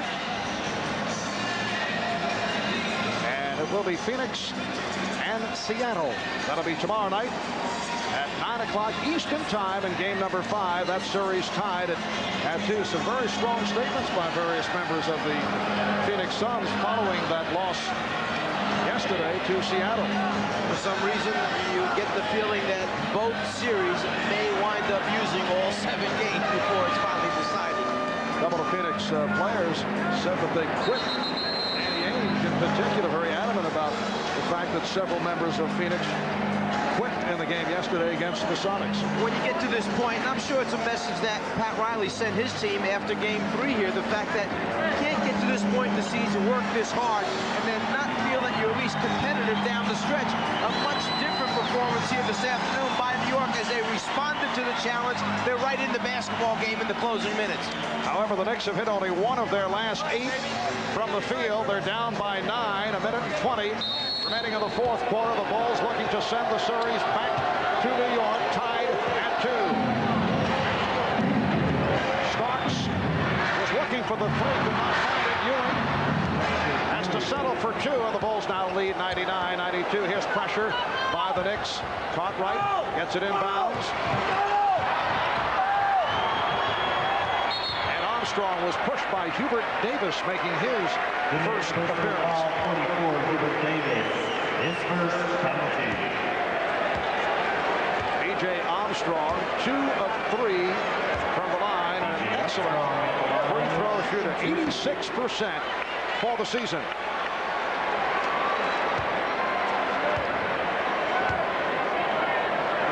I mentioned the primetime coverage. Well, we'll be on the air every night starting 9 o'clock Eastern time the rest of this week with an NBA playoff game. And that will start tomorrow night with Phoenix and Seattle, continuing Wednesday night with the Knicks and the Chicago Bulls. 22nd timeout is taken, so the Knicks with 1 timeout left, Chicago with 2 and a 20. And what Pat Riley has to do is send the message across right now how they're going to play out the last 69 seconds of this game, having only 1 timeout. If they can get it down close enough, he obviously would like to save it. So he'll give instructions as to what they want to push into in transition, what they want to go into defensively if they score. And just, by the way, remind them who might be the worst free throw shooters for the Chicago Bulls if they get that opportunity to foul immediately.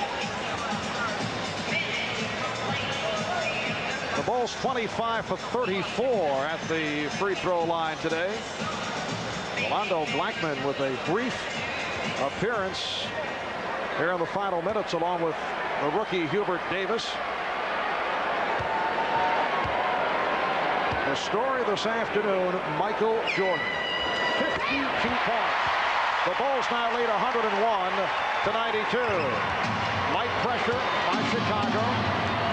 Starks again stopped on that 3-point attempt. Blackman for 3. Way off. And a foul call with 57 seconds to go. Davis picks it up.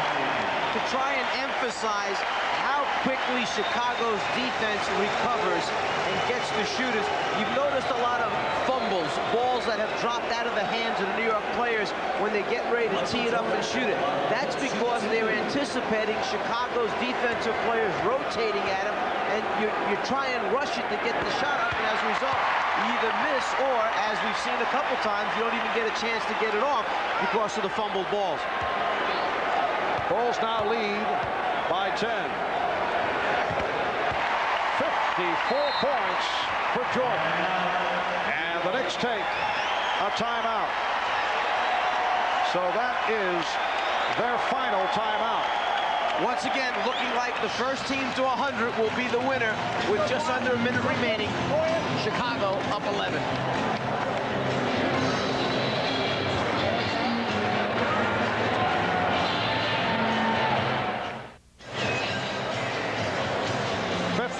And 9/10 seconds remaining in this fourth quarter as Chicago with a 103-92 lead, so that matches their biggest lead of the game. The Knicks do not have any timeouts remaining.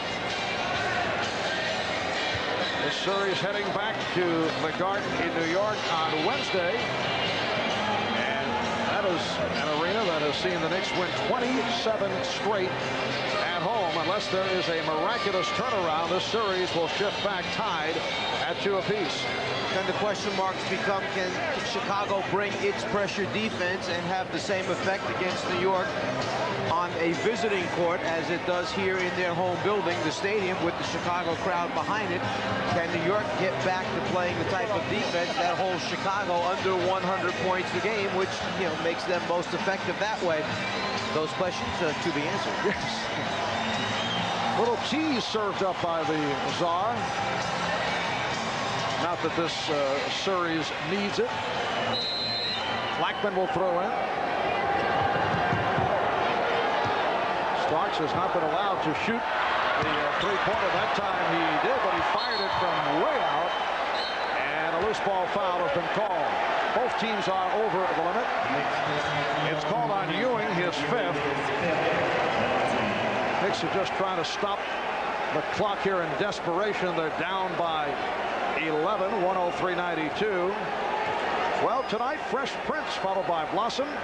And Monday night at the movies, Don't Touch My Daughter. That's coming up tonight here on NBC. B.J. Armstrong is 4 out of 5 from the foul line. Anthony Mason and Charles Smith return.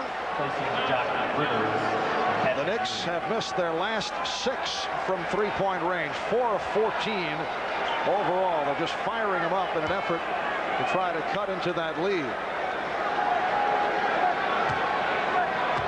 High-point men for the Knicks. Ewing with 24. Starks with 24. 16 for Mason. Michael Jordan with 54 points for the Chicago Bulls, who now lead by 13. Here's Blackman for 3. So Rolando Blackman hits the three-pointer, and the Bulls now lead 105-95. So both players that we mentioned back in the open that had to step up for New York, Ewing and Starks, both with 24 points, have done it. They need a little support, some help from a few other players out on the floor. George just playing the clock. Time running down. Shot clock at 5. So the Knicks and the Bulls will resume at the Garden on Wednesday. The series tied at 2. Basket won't count. Will be Knick ball. 18 seconds remaining. The Knicks playing so well in the first 2 games to take the 2-0 lead. Chicago facing a desperation situation for the first time this season. Won in Game 3 on Saturday. And it'll be back to New York, where, as we mentioned, the Knicks have won 27 straight at home. A standing ovation for the Chicago Bulls, who have managed to bounce back with the 2 victories at home. And they defeat the New York Knicks 105-95. 54 points for Michael Jordan. 18 of 30 from the field. He hit 6 of 9 from three-point range. 6 field goals from downtown, which ties the mark against Portland. Last year, the NBA playoff record is 7 by Chuck Person. Jordan also 12 out of 14 from the foul line, 6 rebounds, only 2 assists, in contrast to the 11 that he had in Game 3. But I think Phil Jackson will be delighted with what took place. Some days you ride your guy when he's got to go, and today happened to be one of those days. Everybody else just fills in around him then. Final Chicago 105 and the New York Knicks 95. Let's go to Ahmad Rashad. All right, thanks, Marv. Well, as we know, Michael Jordan is not speaking to the press. He said he was going to let his play speak for himself, and his play pretty much did that today. BJ, as well as you guys played, the New York Knicks kept hanging in there. They did. They made some adjustments. They came out. They worked very hard. They played us right to the end. It was a good, hard-fought game, but I'm just glad we prevailed in the end. How do you attribute your turnaround coming back here at home? Well, it's the home crowd. It's the energy. It's the excitement. And it's just being familiar with the surroundings. So, you know, playing at home is a definite advantage for the home team, and hopefully we can go in there and sneak one on the road. All right, and Horace, you started out, Charles Oakley, as you told me a couple nights ago, Charles just kicked your butt the first couple of games, but you come back. Well, I have a lot of pride, and when someone kicks my butt twice, it's going to be very hard for them to do it a third or fourth time. So I came out very aggressive, and I got the best of them in the last 2 ball games. Different attitude going back to New York this time than when you went in the first time? Now we're going in there with confidence, and we're going to get one. I guarantee it. All right, good luck, you guys. Fine game today. All right, Marv, back to you. Thanks, Ahmad. So Horace Grant with 14 points and 6 rebounds. B.J. Armstrong had 12 points. Michael Jordan with 54 of the Bulls' 105 points. He accounted for 51% of the offense. Final score again, the Chicago Bulls 105 and the New York Knicks 95. Tonight on NBC, the Fresh Prince of Bel-Air and Blossom. And then on the Monday night at the movies, it's Don't Touch My Daughter. Bob Costas coming up in just a moment. For Mike Fratello, Ahmad Rashad, and Hannah Storm, I'm Marv Albert. This has been a presentation of the NBA on NBC.